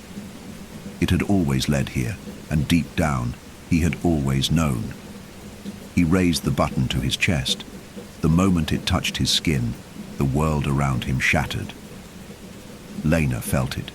The exact second he gave in. The moment the cycle accepted him. She was still watching from the street below, standing in the dim glow of a flickering street lamp, invisible to the rest of the city. The air had changed. The energy had shifted, rolling through the night. Like a distant tremor, Ethan was gone now. Not dead, not vanished, just gone. And in his place, something else remained. She exhaled slowly, lifting her gaze to his apartment window. It was dark, but she could see him, standing inside, watching her now. His face was obscured by shadow, but she didn't need to see it to know what had happened. She had stood in that same place once, had felt the same pull, the same quiet realization that resistance was pointless. The cycle had taken him, and now he belonged to it. Lena tilted her head, slightly studying him. He wasn't ready yet, not fully. He would need time, just as she had. The whispers would guide him, would carve the truth into his mind. And then, when he was ready, he would begin his own search. Lena turned away, stepping back into the shadows of the street. She had other things to do now. There was always another.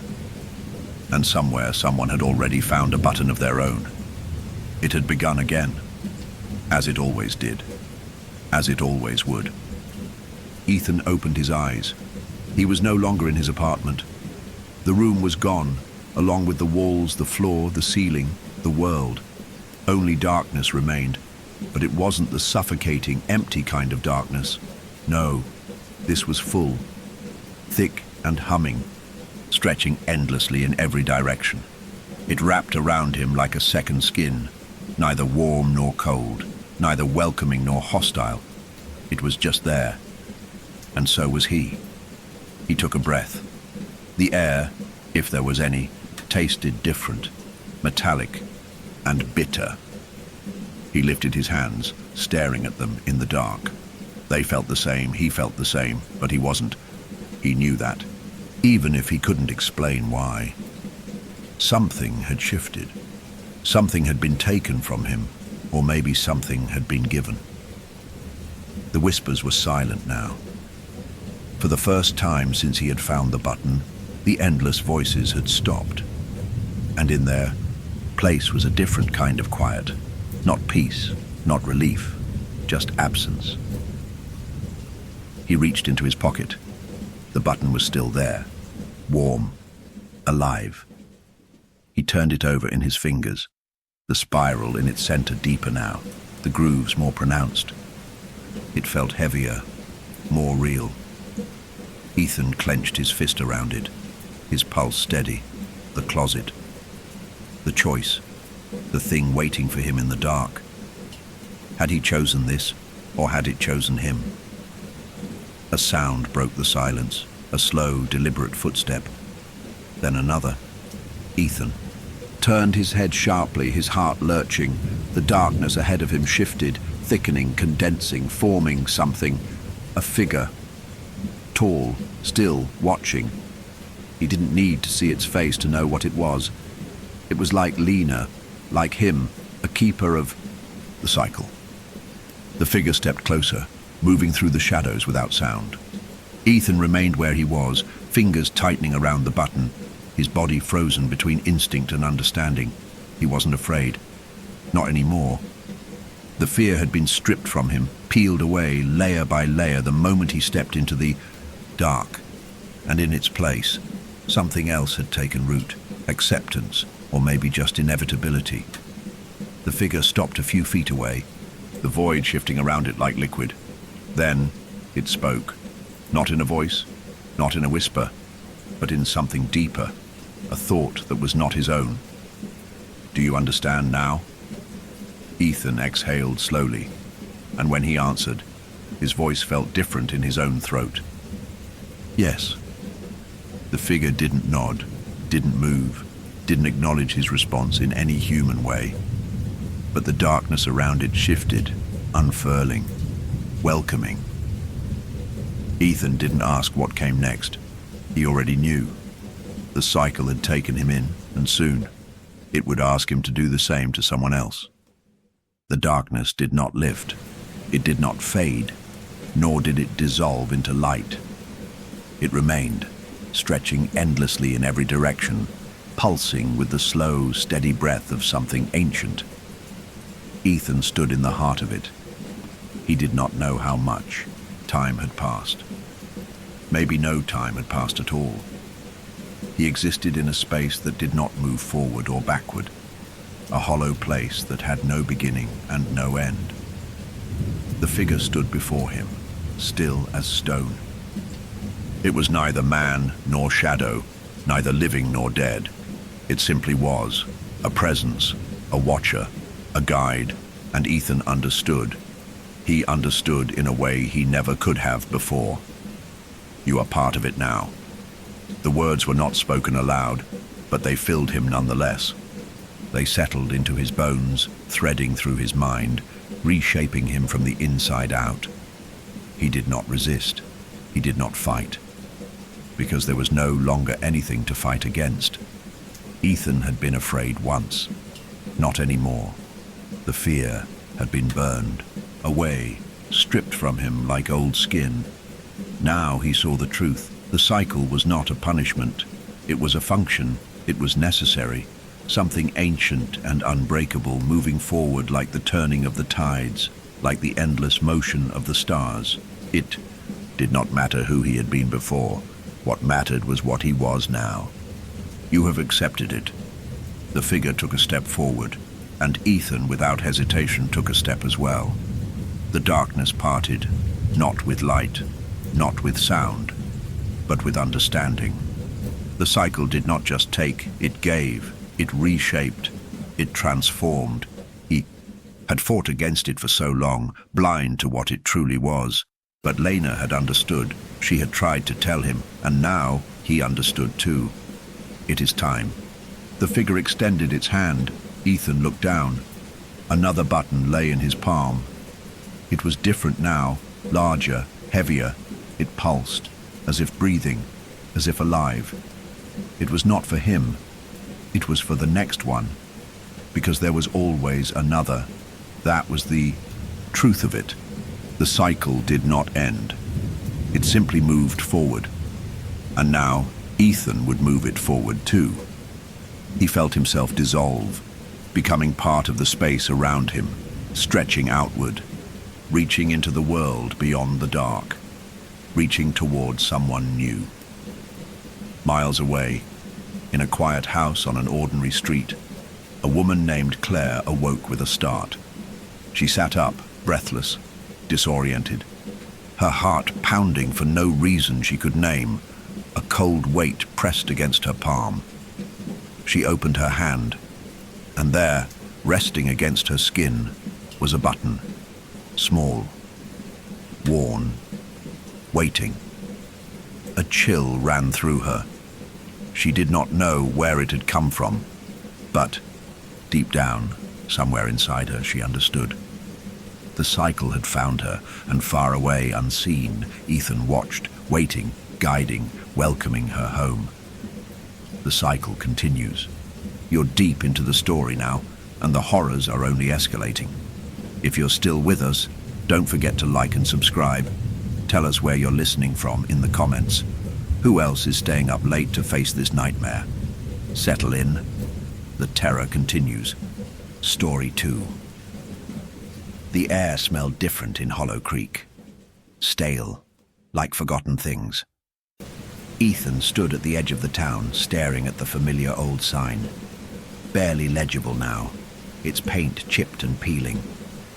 He hadn't been back in years, and the quiet loneliness of the place wrapped itself around him as soon as his car rolled down the gravel road. It didn't feel like home anymore. It felt like a memory, like a ghost that lingered in the corners of his mind. He had left once, left behind. The pain of his mother's death, the wreckage of a childhood too broken to piece together. But grief had a way of pulling you back, no matter how far you ran. And now, standing here, it was hard to shake the feeling that this return wasn't just about closure. It was about something else, something he couldn't name yet. The town was eerily quiet, the kind of silence that stretched too long, like it was waiting for something. Ethan pulled his suitcase from the trunk of his car and dragged it down the dirt path toward his grandmother's old house. He had inherited it recently, along with a string of odd letters and mementos she had left behind. None of it made sense, but he was here to go through it all, try to figure out what she had meant by them. As he walked, the wind picked up, whispering through the trees. Hollow Creek had always been surrounded by woods, dense, dark, suffocating woods.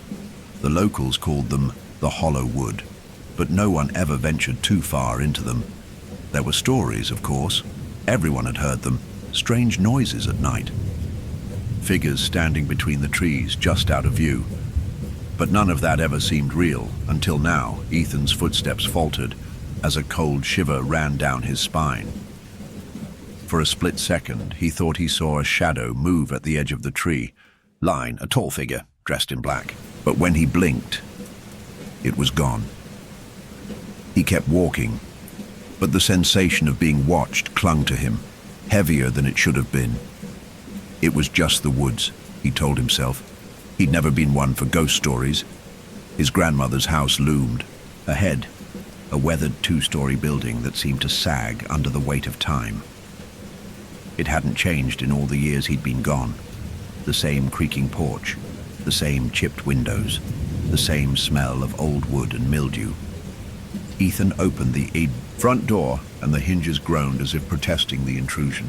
Inside, the house was just as he remembered. Dust had settled on everything, but the memories were still sharp, vivid.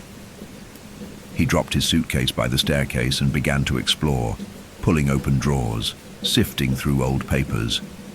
He hadn't expected to find anything that would make sense, but there was something he needed to understand. Something he was missing. That's when he found it. The letter. It was tucked into the back of a drawer in the study, sealed with an old wax stamp. His grandmother's handwriting was scrawled across the front. But what made his heart lurch wasn't the words, but the date. The letter had been written the day before her death. It was addressed to him. Ethan's fingers trembled as he tore open the envelope, the paper crinkling in his hands. His eyes scanned the first few lines, reading his grandmother's urgent words. "I've been waiting for you, Ethan.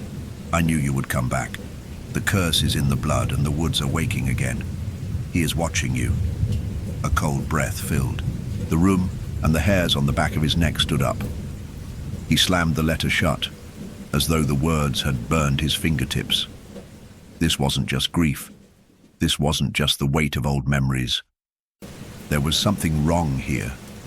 Something darker than he could understand. And that feeling of being watched, that wasn't in his head. It was real. The evening fell slowly in Hollow Creek, the sky dimming into a bruised purple as Ethan stood at the window of his grandmother's house. The trees outside swayed in the wind, casting long shadows that seemed to crawl closer with each passing minute.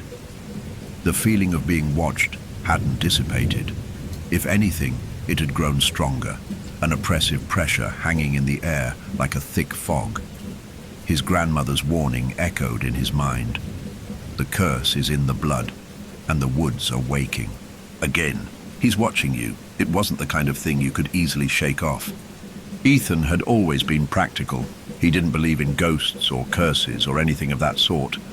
But something about this place felt different. The town, the woods, the house. It was as if the whole town was holding its breath, waiting for something. And he was too close to whatever it was to ignore it any longer. He set the letter down on the old wooden desk, the paper trembling slightly beneath his touch. His grandmother's handwriting was neat, but the words, they were frantic, as though she had written them in a hurry, knowing she wouldn't have much time left. The mention of the curse was unsettling enough. But he is watching you. Those words clawed at him. Who was watching him? What did she mean? As night fell, Ethan decided to explore the town. The air outside was cold, the kind of cold that felt like it was biting through your skin, lingering even after you stepped inside. The streets were empty, save for the occasional flicker of lights in the distance, a single car moving along the main road. Hollow Creek was a quiet place, but tonight it was suffocating. Even the air seemed to hold its breath, waiting for something to happen. Ethan walked down the familiar streets, the sound of his boots crunching against the gravel echoing in the stillness. It wasn't long before he found himself at the edge of the forest, the place that had always haunted his childhood, the Hollow Wood. He hadn't planned to go there, not yet, but his feet carried him toward it, as if something were pulling him closer. The woods were dark, the trees towering overhead like silent sentinels, their twisted branches reaching out like gnarled hands. The wind whispered through the leaves, carrying with it a faint, unearthly sound. Ethan stopped at the edge of the forest, hesitating for a moment. His grandmother's warnings came rushing back. Don't go into the woods, Ethan. Never go in after dark. There's something in there that will take you, that will never let you leave. He had heard these warnings all his life, of course. But tonight the woods didn't seem like just a collection of trees and shadows. They seemed alive, as if they were waiting for him, watching him just as his grandmother had said. He couldn't explain why, but the pull was undeniable. Something inside him whispered that he had to go deeper, had to understand what was happening. With a deep breath, Ethan stepped forward, crossing the invisible boundary that separated him from the forest. The air felt colder, thicker, as though he had walked into another world altogether. The trees seemed to close in around him, their branches stretching out like skeletal hands reaching to trap him. The deeper he went, the more the silence seemed to press in on him. There was no chirping of insects, no rustling of animals. It was as if the entire forest had fallen into a deep, unnatural slumber. Every step he took felt heavier, as though the earth itself was trying to pull him down, to keep him there. And then, in the distance, he heard it. A faint sound, like the ticking of a clock. It was strange, but not entirely unexpected. Ethan had heard the sound before, as a child. The sound of a pocket watch, ticking in the dead of night. His grandmother had once told him it was a trick of the mind, a memory playing tricks on him, but tonight it was unmistakable. The rhythmic ticking echoed through the trees, its source impossible to pinpoint. He stopped in his tracks, heart hammering in his chest. The air grew colder still, the shadows deepening around him. His breath came in shallow gasps as he looked around, trying to find the source of the sound. But the forest remained as still as death, the ticking the only thing that moved. It was as though the woods themselves were listening, waiting. And then, there it was. A figure, tall, impossibly thin, dressed in a black suit. The man was standing between the trees, just beyond the reach of the shadows, as if waiting for him. Ethan's heart froze. The figure didn't move, but the tick-tick-tick of the pocket Watch grew louder, pounding in his ears, drowning out everything else. Ethan took a step back, his legs heavy as if the ground were pulling him down. He didn't know why, but the sight of the man filled him with a deep, gnawing dread. The man's face was obscured by the shadows, but Ethan could feel his eyes, cold, unblinking, staring into him. The ticking stopped. For a moment, the world fell silent. Ethan held his breath, too afraid to move, too afraid to even blink. And then the man in the black suit tilted his head slightly, as though acknowledging him. A soft whispering sound followed, like wind brushing through dry leaves. But it wasn't the wind, it was a voice. "You are marked," the voice whispered. The words were like ice, sharp and cold, and they seemed to scrape against his skin. Ethan's heart skipped a beat. He opened his mouth to speak, but no words came. The figure took a slow, deliberate step forward, and the sound of the pocket watch began again, louder now, deafening. Suddenly the ground beneath Ethan's feet shifted. The trees seemed to sway, their trunks bending toward him, their branches stretching out like claws, reaching for him. Panic surged through him. He turned to run, but his feet felt glued to the earth. The woods had closed in around him. The figure's cold, watchful presence was all around him now, pressing in, suffocating him. And then, just as suddenly as it had begun, the moment stopped. The figure in the black suit was gone, the woods as still and quiet as they had been before. The ticking of the pocket watch faded into the distance, swallowed by the silence. Ethan stood in the forest, his heart racing, his breath coming in shallow gasps. His legs felt weak beneath him, and his mind was spinning, trying to make sense of what had just happened. But the woods offered no answers. They just stood there, ancient and still, watching. He didn't know how long he stood there, but eventually he turned and stumbled back toward the town. His mind was reeling, and every step he took felt heavier than the last. What was that thing? What had he just seen? As he neared the edge of the woods, he felt the weight of something pressing down on him. A cold, lingering presence that made his skin crawl. He didn't look back. He couldn't. But deep down, he knew the man in the black suit was still there, watching him from the shadows, waiting for the right moment to strike. The following morning, Ethan awoke with a start. His eyes flew open, heart pounding, as if something had yanked him from a dream too dark to remember. The air in the room was suffocating, thick with the remnants of a nightmare that lingered at the edges of his memory. He didn't know if it was the figure in the black suit that haunted him, or the words it had spoken. "You are marked." But the weight of those words hung heavy in his chest, like a leaden stone sinking deeper with every breath. He sat up in bed, wiping his face with his hands, trying to shake the last vestiges of the fear that gripped him. Outside the window, the morning light was dull, grey clouds covering the sun, casting everything in a muted, oppressive light. Hollow Creek didn't look any different. The trees were still standing, silent sentinels on the outskirts of town, their bare branches stretching upward like skeletal fingers. Ethan's fingers clenched around the edge of the bed, his knuckles white. He needed to know what had happened last night. He needed answers. But the more he thought about it, the more his mind twisted in knots. Could he have imagined the figure? Could it all have been some bizarre waking nightmare brought on by the pressure of coming back to this place, of facing his past? But that voice, "You are marked," that wasn't his mind playing tricks. Shaking his head, he swung his legs off the bed, his bare feet meeting the cold wooden floor. He had to do something. He couldn't just sit here and wait for whatever was coming for him. He had to understand the curse. He had to learn what it meant. After a quick breakfast of stale cereal and black coffee, Ethan grabbed the letter his grandmother had written, the one he had found the night before.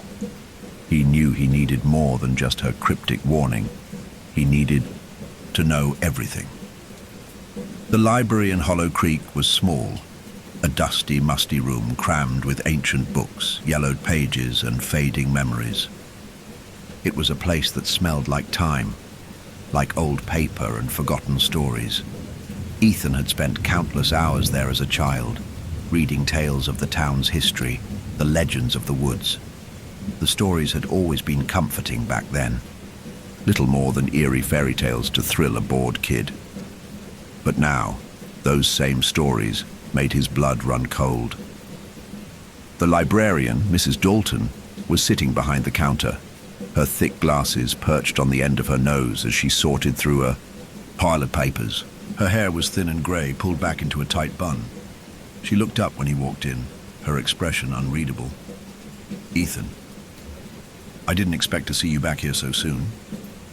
Her voice was raspy, like she hadn't spoken in a while. "I need to know about the hollow wood," Ethan said, his words coming out faster than he intended. "About the curse, and about the man in the black suit." Her eyes narrowed, and for a moment Ethan thought she might laugh. Instead, she looked around the library, as if checking to see if anyone else was there. "The hollow wood," she said, her voice low, "and the man in the black suit are intertwined. You should know that." She hesitated, her lips pressing together in thought. "But why are you asking about them now, after all this time?" Ethan swallowed, feeling his throat tighten. "My grandmother, she wrote me a letter. She said I was marked." Mrs. Dalton's expression shifted from casual curiosity to something darker, something older. She stood up slowly, her movements deliberate, and walked over to one of the shelves. With shaking hands, she pulled out an old leather-bound book, its cover cracked and worn. "Here," she said, placing it gently in front of him. "This is the book of the town's history. It's been passed down through generations. It contains everything about the woods, the curse, the man in the black suit." Ethan reached for the book, the weight of it heavy in his hands. The pages, inside were thick, yellowed with age. The ink faded and smudged in places, but the words still stood out clear enough to read. "The hollow wood," he began, his eyes scanning the text, "was once a place of great significance. The ancient ones believed it to be a source of power, dark power. And the man in the black suit was not a man at all. He was a spirit, an entity, tied to the forest itself. He was called the Watcher." Ethan's heart skipped a beat. The Watcher. He had heard that name before, in his grandmother's warnings, in whispers from the townspeople. But this was different. The Watcher wasn't just some ghost story, he was a force. A being of unimaginable power, tied to the land itself. The text continued. "In times long past, the people of Hollow Creek made a pact with the Watcher. They offered him sacrifices in exchange for protection.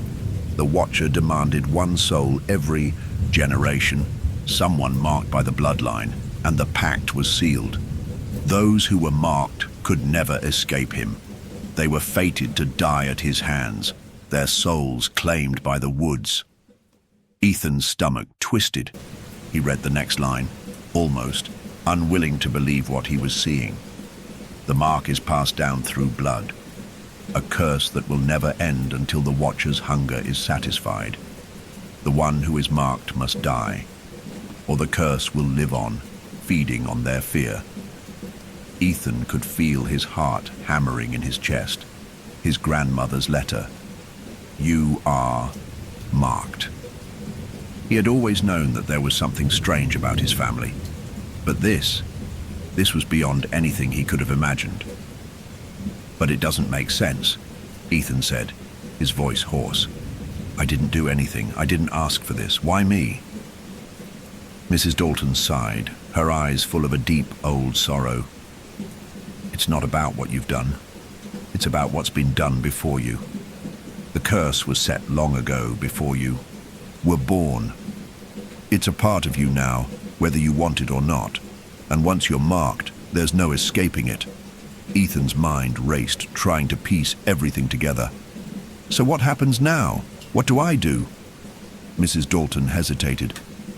There are those who believe there's a way to break the curse, but it's not simple. You have to go into the woods, face the Watcher, and offer something greater than what he demands. But no one has ever succeeded. No one?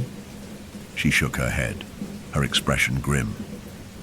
No one who has been marked has ever returned. The Watcher doesn't let them leave. He claims their souls. A chill ran down Ethan's spine. The figure in the woods, the man in the black suit, the Watcher, he had been watching Ethan, waiting for him. He thought back to the previous night, the chilling encounter in the woods, the voice, the words. You are marked. Ethan slammed the book shut, his mind a storm of thoughts, emotions, and confusion. I don't want this. I didn't ask for this. I don't want to die. Mrs. Dalton's eyes softened, but there was little comfort to be found in them. The curse doesn't care whether you want it or not. It's in your blood, and the Watcher is always watching. The weight of Mrs. Dalton's words hung heavy in the air, pressing down on Ethan like a physical force. The library around him seemed to blur, the dust motes swirling like ghosts in the dim light. He felt as though the ground beneath his feet had suddenly turned to quicksand, pulling him deeper into the depths of a nightmare he couldn't escape. The Watcher, the curse, the pact. It was all real, and it was tied to him, his blood, his family, his very existence. His mind raced. He couldn't breathe, couldn't think. Everything he'd thought he knew about the world had been turned upside down. He wasn't just some random guy with a tragic past. He was a vessel for something far older, far more terrifying. The Watcher didn't care about his past. He didn't care about what he had or hadn't done. He had been marked the moment he was born. And now it was coming for him.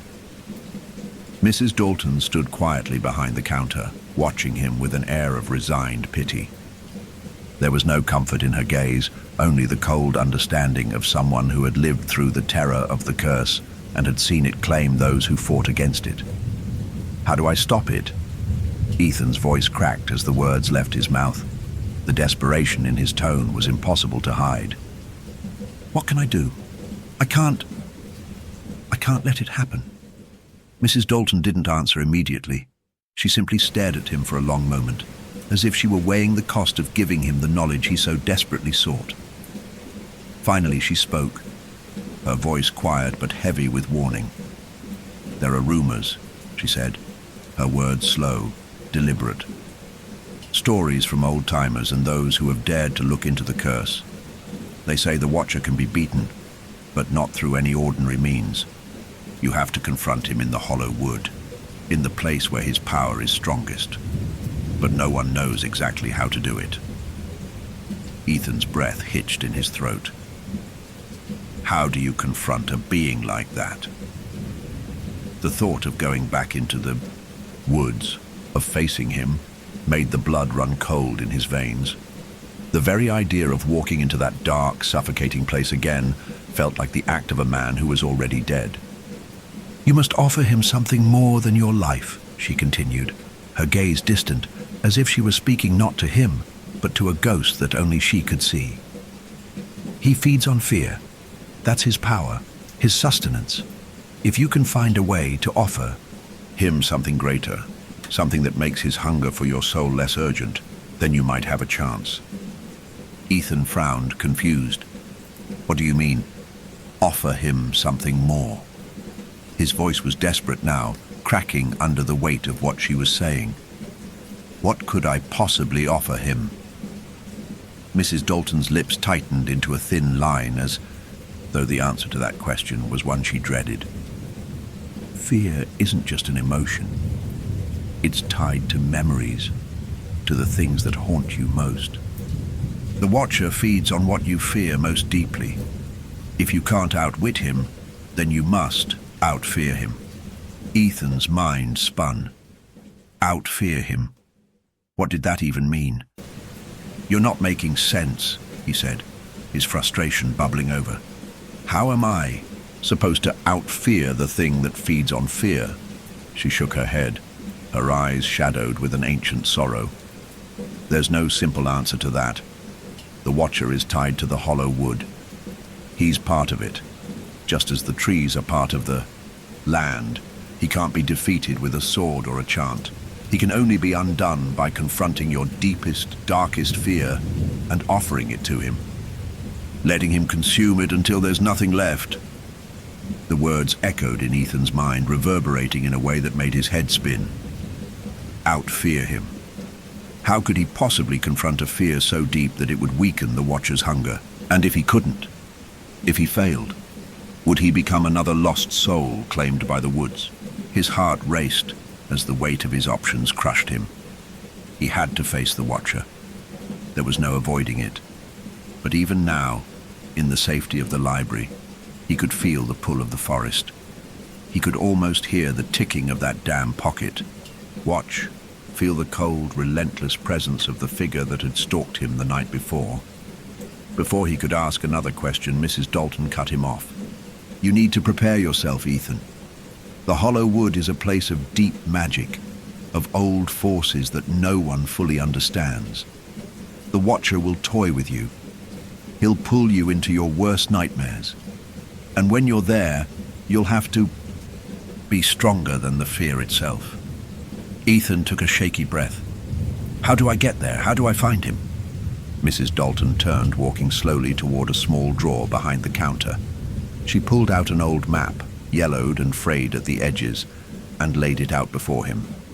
Her fingers hovered over the map as she pointed to a small, barely marked clearing, deep within the hollow wood. You'll need this, she said, her voice soft but urgent. This is the only way to find the Watcher's domain. It's hidden. His realm exists outside of normal time and space, tucked in a place where the land itself warps. The only way in is through the forest, following the markers that have been left by those who have tried before you. Ethan looked at the map, studying the intricate paths and markings, but none of it made sense to him. It felt like an impossible puzzle. And yet, there was no other choice. If he wanted to survive, if he wanted to escape the curse, he had to go into the woods. He had to find the Watcher and somehow, in some way, confront the thing that had haunted him in the shadows of his mind for so long. Taking the map, Ethan shoved it into his pocket, his fingers trembling as they brushed against the edges of the paper. He turned to Mrs. Dalton, who had already returned to her post behind the counter, her back to him as if she had said all that she could. I don't know if I can do this, he admitted, the words hanging between them, raw and unguarded. I'm not strong enough. Mrs. Dalton didn't look up. She simply nodded, as though she had heard this same sentiment countless times before. None of us are, Ethan. None of us are strong enough. But you don't have a choice.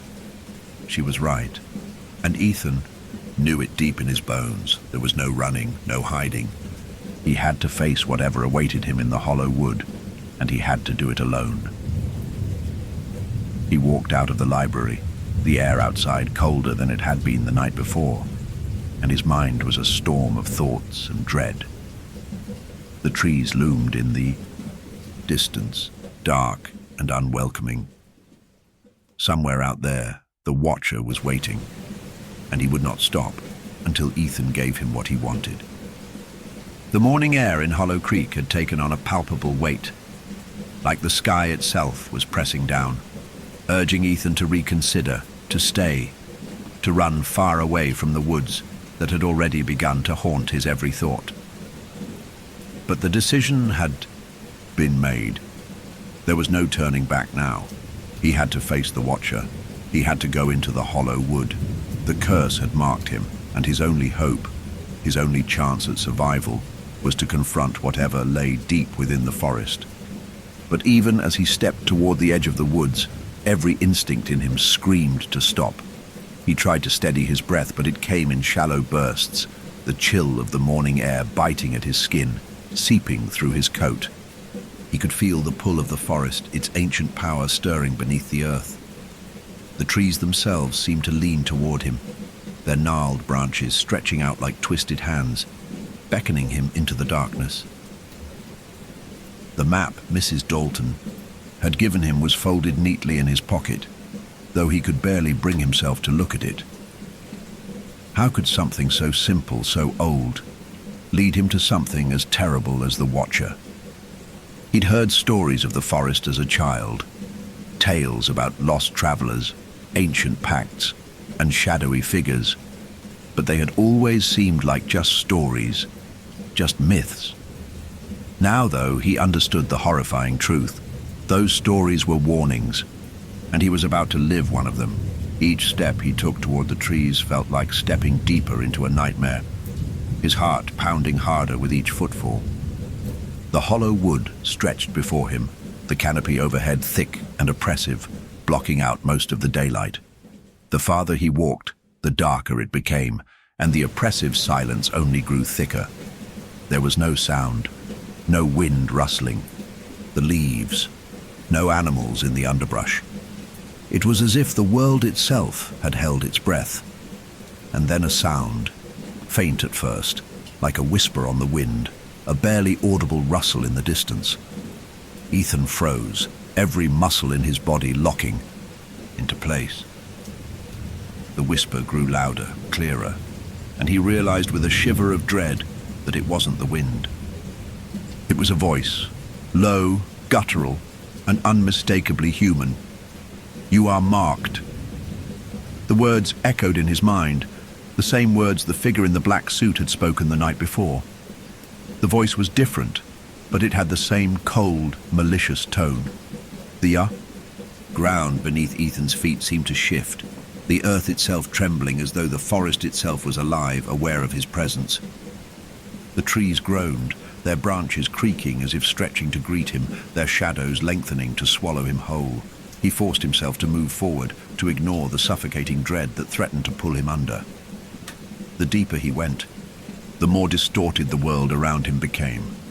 The trees twisted in unnatural shapes, their bark peeling away to reveal blackened, charred wood beneath. There were no animals, no birds, no insects. It was as if the entire ecosystem of the forest had been drained of life, leaving only an eerie, lifeless void. The air grew colder with each step, until Ethan's breath misted in front of him, his skin prickling with an unnatural chill. The map in his pocket suddenly felt heavier, its edges digging into his thigh as though urging him to check it. He pulled it out, his hands trembling as he unfolded the brittle paper. The markings on the map were strange, jagged lines that seemed to shift and change with his gaze. But one thing was clear. He was getting closer to the heart of the hollow wood. At the center of the map, a small, faded symbol marked a clearing, a place where the trees parted to form a ring, a sacred, cursed space where the Watcher resided. He had to reach that clearing. That was where the Watcher would be waiting. He had to confront him. He had to face whatever terror lay ahead, and then there was a sudden shift in the air, a sharp, sickening shift that made the hairs on the back of his neck stand on end. The forest seemed to exhale, and the world around him fell still, as if waiting for something. A sound, this time unmistakable, echoed from somewhere in the distance. A door creaking open. The slow, deliberate footsteps of someone, or something, moving through the forest. Ethan's heart skipped a beat. The Watcher. The sound grew louder, closer, and Ethan's pulse thundered in his ears. His instinct screamed at him to turn back, to flee. But he knew he couldn't. He had no choice but to keep going.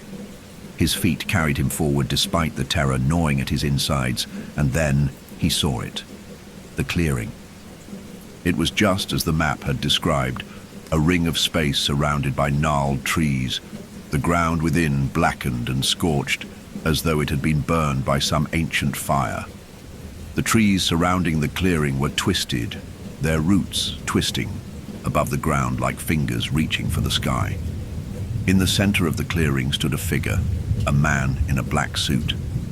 Ethan's breath caught in his throat as he stared at the figure, his heart racing. The Watcher. He had been expecting this moment, had known it was coming, but nothing could have prepared him for the terror that flooded his senses. The man stood perfectly still, his face hidden beneath the brim of his dark hat, his body looming, like a shadow against the unnatural backdrop of the forest. The air in the clearing was thick, almost suffocating. Ethan could feel the weight of it pressing down on him, the silence in the air a warning, a signal that something far worse than anything he had imagined was about to happen. The figure did not move. He simply stood there, waiting. Ethan swallowed, hard. He tried to speak, but his throat was dry. The words stuck behind his lips like shards of glass. Finally, he forced them out, his voice shaking. You are the Watcher." The man in the black suit remained silent for a long moment, his head tilting slightly as if considering Ethan's words. Then, slowly, he raised his head, and Ethan felt his breath catch in his chest. The Watcher's face was pale, almost ghostly white, his features sharp and angular. His eyes, if you could call them eyes, were hollow, dark voids that seemed to pull everything into them, like black holes devouring light. And in the depths of those empty eyes, Ethan could see something moving, something crawling, like worms squirming in the darkness, a crawling dread that made his stomach turn. Finally, the Watcher spoke, his voice low and cold, like the wind. "Through dead trees, you have come, Marked One. I have been waiting." Ethan's heart pounded in his chest, his legs threatening to give out beneath him. He forced himself to stay upright to meet the Watcher's gaze. "I didn't ask for this," he said, his voice raw with fear. "I didn't ask to be marked, but I've come to face you. I've come to end this." The Watcher tilted his head again, as if amused by Ethan's words. A faint, chilling smile tugged at the corners of his lips, but it was the kind of smile that made Ethan's blood run cold. "You believe you can end it?" the Watcher asked, his voice like the scrape of bone against stone. "You believe you can undo what has been done?" Ethan clenched his fists, his jaw tightening as he stepped forward. "I have to try," he said, the words leaving his mouth with more conviction than he felt. "I have to. I won't let you take me. I won't let you take anyone else." The Watcher's smile widened, the darkness in his eyes deepening, as if the shadows themselves were coming alive. "You cannot fight fate, Marked One. It is already written in the blood of your ancestors. You cannot escape what you are. You are mine." Ethan's body trembled, the weight of the Watcher's words crushing down on him. But he could not stop. He could not give in. He had come this far. There was no turning back now. The air in the clearing shifted, crackling with an energy that felt like lightning, like the very fabric of reality was warping around them. Ethan's breath caught in his throat as the Watcher stepped forward, his movements slow and deliberate, as if savoring the moment. And then, with a voice that echoed like the end of the world, the Watcher spoke. "Come, Marked One. Let us see if your fear is enough to satisfy me." The clearing in the hollow wood had fallen into a terrifying silence, thick with tension, broken only by the sound of Ethan's breath. His chest heaved, the air burning in his lungs as the Watcher moved closer, each step measured and deliberate, as though he were savoring every moment. Ethan's heartbeat thudded in his ears, louder than the sounds of the forest, louder than the whispers of the trees that seemed to press in around him like the walls of a suffocating prison. Every instinct screamed at him to turn and run, to flee the nightmare that had claimed him and all those before him, but he knew there was no escape. The Watcher was a force beyond comprehension. He was ancient, older than time itself. He had claimed so many before, and now he was here, in front of Ethan, with eyes that saw into the very heart of his fear, his guilt, his brokenness. Ethan had no illusions now. This wasn't just some haunting apparition. This was the Watcher, a creature who had stalked him in dreams, in waking hours, and in the very bones of his past. "Do you truly believe you can escape me?" The Watcher's voice echoed in the stillness of the clearing, low and cold like the voice of death itself. There was no emotion in it, just a chilling certainty. "Do you think your pain will be enough to defeat me?" Ethan stood frozen in place, his eyes locked on the figure before him. The darkness around the Watcher seemed to pulse, as if it were alive, an extension of the creature's malice. His clothes, the black suit, the dark hat, seemed to blend into the shadows, the edges of his figure blurring in a way that made Ethan feel as though he were looking at something both there and not there. Something that could slip between the cracks of reality and disappear into the fabric of his worst nightmares. "You think I have not watched you?" The Watcher's voice was soft now, almost amused, as though he were humoring a child who had dared to challenge him. "You think I haven't seen what you carry in your heart? You think I do not know your deepest fear?" Ethan's stomach churned, and a cold sweat broke out across his skin. He had thought he was prepared. He had convinced himself that he could fight, that he could confront whatever lay at the heart of his fear. But as the Watcher's words settled in his mind, Ethan felt the ground beneath him shift. The trees around him seemed to lean in, the darkened forest pressing closer, suffocating him. The world was closing in. The Watcher took another slow step forward. His presence was overwhelming, an unnatural cold seeping into Ethan's bones, gnawing at the edges of his sanity. "You are not the first to come here," the Watcher continued, his voice growing more insistent, as if savoring the torment. "Others have come, drawn by the same foolish hope you cling to now. But they failed, and you will too, because you cannot outrun yourself." Ethan's heart pounded. "I'm not afraid of you," he lied, though his voice trembled with a truth he couldn't deny.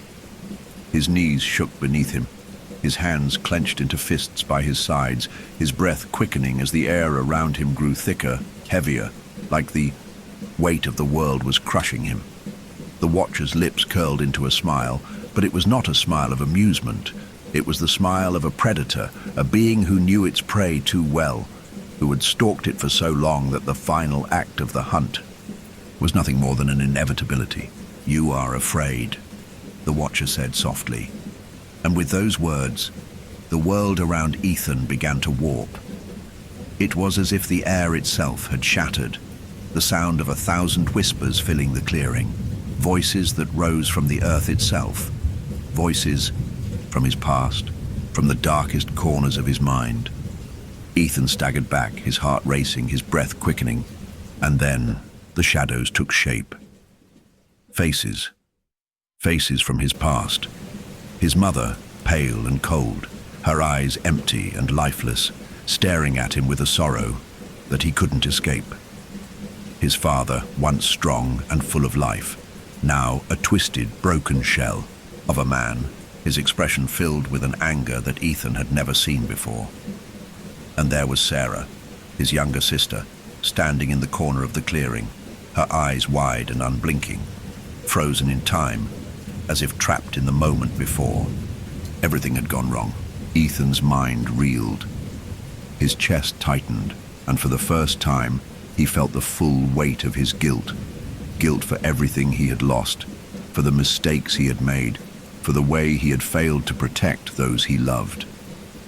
The forest around him grew darker, the shadows of his past pressing in, suffocating him. No, I didn't mean to," he gasped, his voice barely a whisper. His eyes flicked to Sarah's face, a face that had been forever scarred in his memory, the face of the sister he couldn't save, the face of the sister who had died because he had been too weak, too afraid to do what was necessary.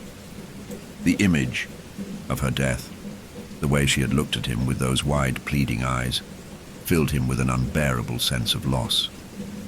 "You couldn't save them." The Watcher's voice was at his side now, so close his breath cold against Ethan's ear. "You failed them, and now You will fail yourself. Ethan stumbled backward, the words cutting through him like a knife. His legs threatened to buckle beneath him. His knees hit the ground with a sickening thud, but he didn't care. He was drowning in his own self-loathing, in his guilt. The faces around him twisted, contorted into grotesque versions of themselves, his father's face peeling away, his mother's voice turning into a scream. The darkness deepened, suffocating him, and Ethan could barely see the Watcher now. All that remained was the crushing weight of the memories he had tried so desperately to forget. "Please," Ethan whispered, his voice raw, trembling with emotion. "I didn't mean to. I didn't want any of this." The Watcher's figure reappeared in front of him, looming like a shadow. "You didn't want it?" the Watcher asked, his voice a mocking whisper. "You think you're innocent, Ethan? You think you have no part in the deaths of those you love? You brought them here, every last one of them. You carried their pain. You are the one who brought the curse down upon them." Ethan's breath hitched in his throat. The words, like knives, sliced into his heart.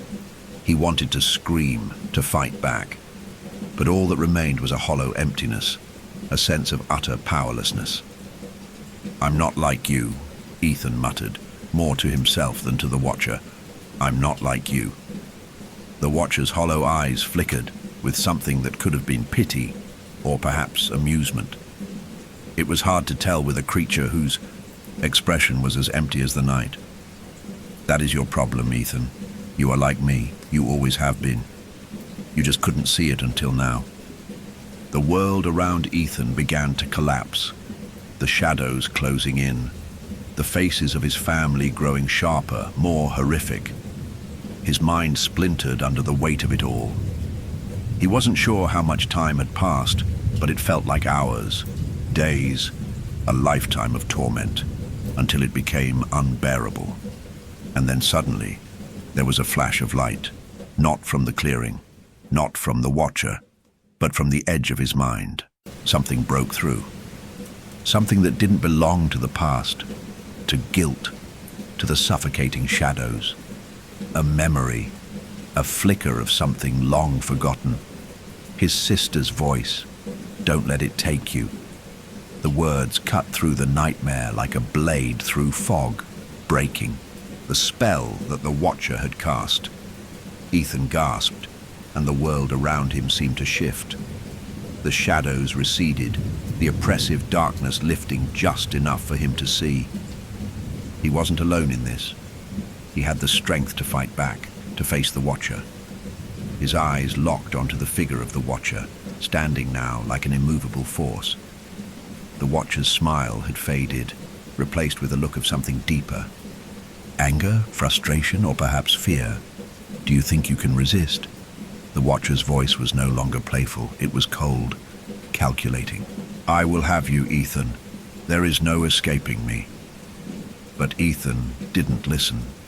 The fear, the suffocating, overwhelming fear, began to dissolve, slowly, piece by piece. "You don't control me," Ethan said, his voice low but steady. "I am not your puppet. You don't get to own my fear anymore." For the first time, the Watcher's expression faltered. He took a step back, as if taken aback by Ethan's defiance. The darkness around them writhed, struggling to hold him, but it couldn't. Ethan was free. For the first time in his life, he was free, and with that, the forest began to change. The forest trembled. Ethan could feel it beneath his feet, the pulse of the earth resonating through the soles of his shoes. The hollow wood, once a silent observer of his darkest fears, now seemed to respond to his defiance.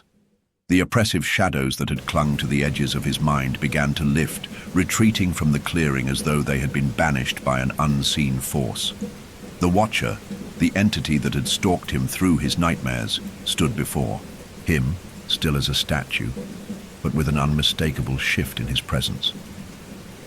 For a long moment, they stared at each other, the Watcher's hollow eyes locked onto Ethan's, a silent battle waging between them. the air had grown thick, charged with the tension of a confrontation that had been years in the making. Ethan's heart hammered in his chest, but there was no fear in his gaze. Not anymore. The Watcher's smile had vanished. In its place was a thin, unforgiving line, his expression colder than before. It was the look of a creature who had never been defied, never been questioned. And yet, here was Ethan standing tall, his defiance a flicker of light in the overwhelming darkness. "You dare," the Watcher whispered, his voice soft but dripping with venom. "You dare to defy me. After all this time, after all the souls I have claimed, you stand against me?" Ethan didn't flinch. His eyes remained locked on the Watcher, unwavering despite the tempest of emotions that churned within him. He could feel the weight of every mistake, every regret he had ever carried in his chest, but he would not let them crush him anymore. He would not let the Watcher win. "I'm not afraid of you," Ethan said, his voice firm, each word cutting through the thickening tension like a blade. "Not anymore. You can't keep me here. You can't control me. You won't."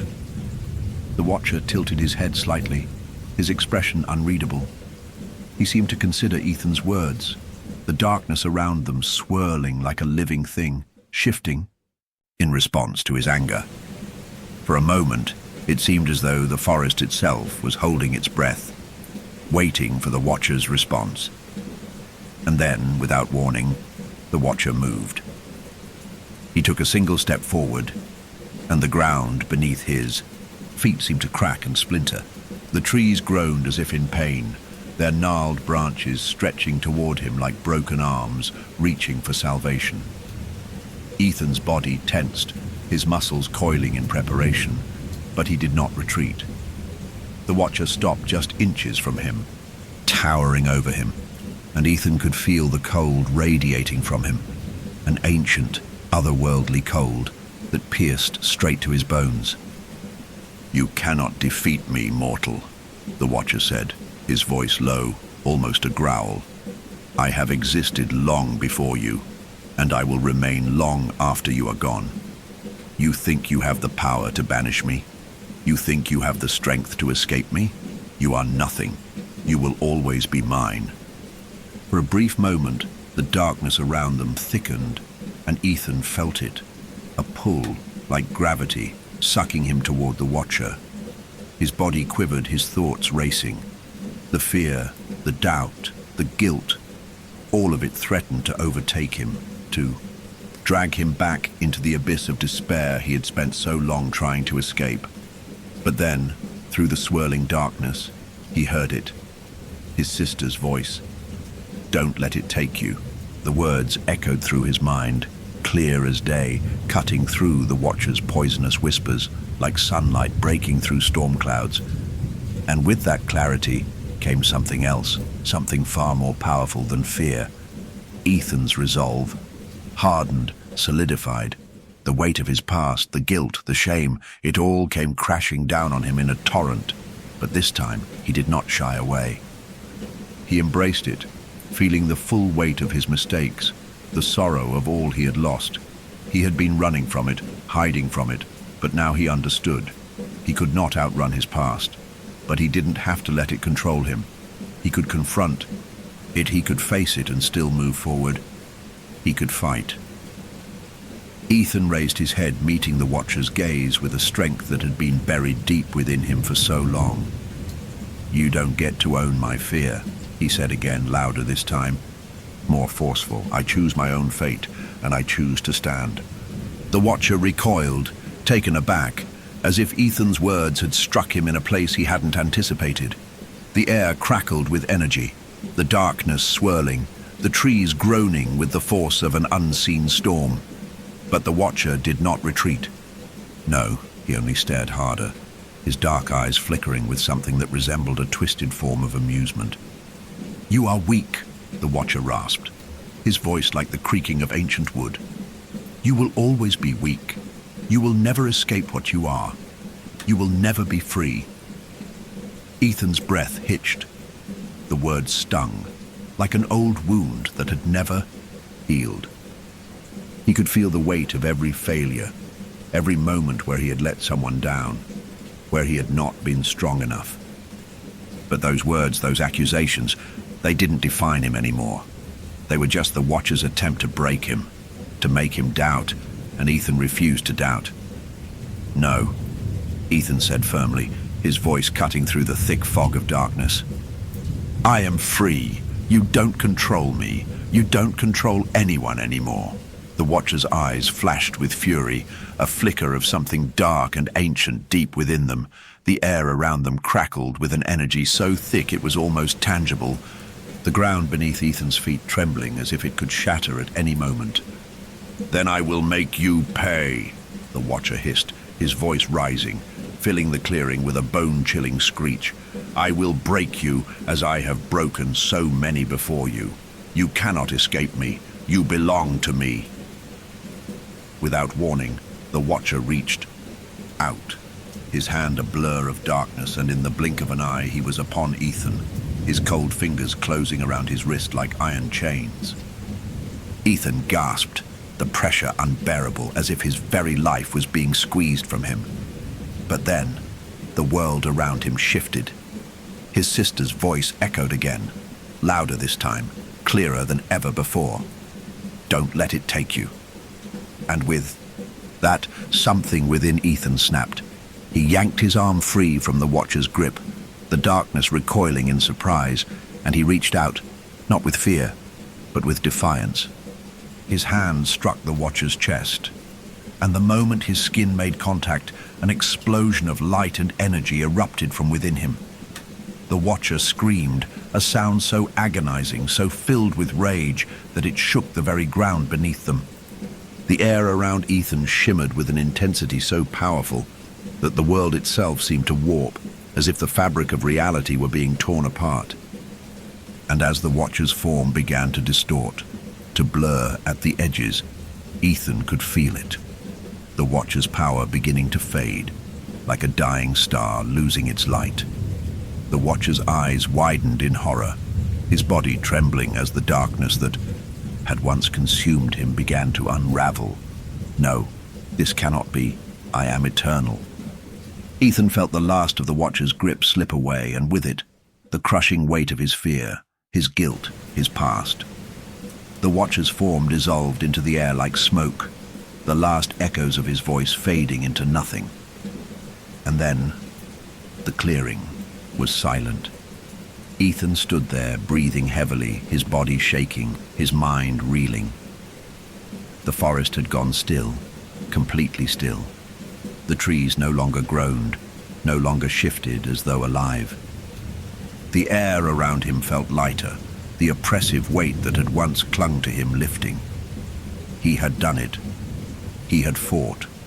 For the first time in years, the fear that had plagued him, the terror that had gripped his soul, was gone.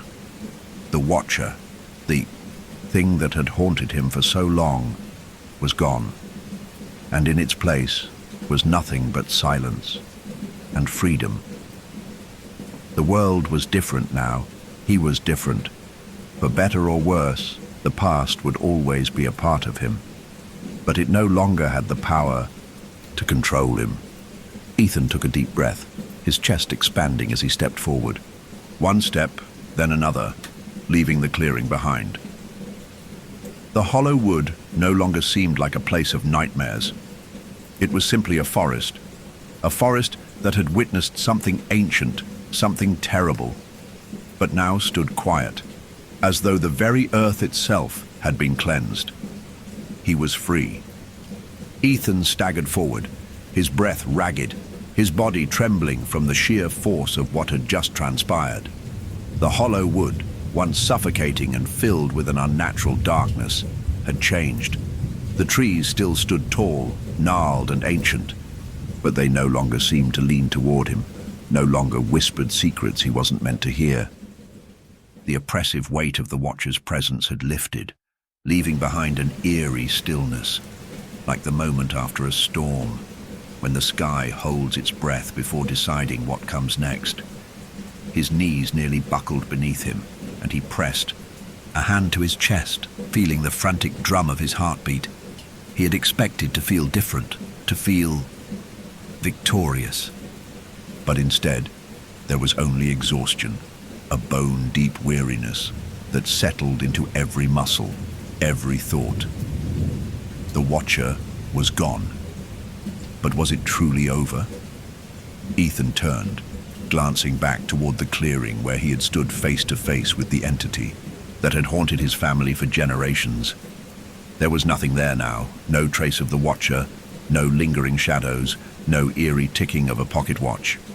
Only an empty space where something should have been, where something had stood that had existed beyond the bounds of time and reason. For a moment he doubted himself. Had he really done it?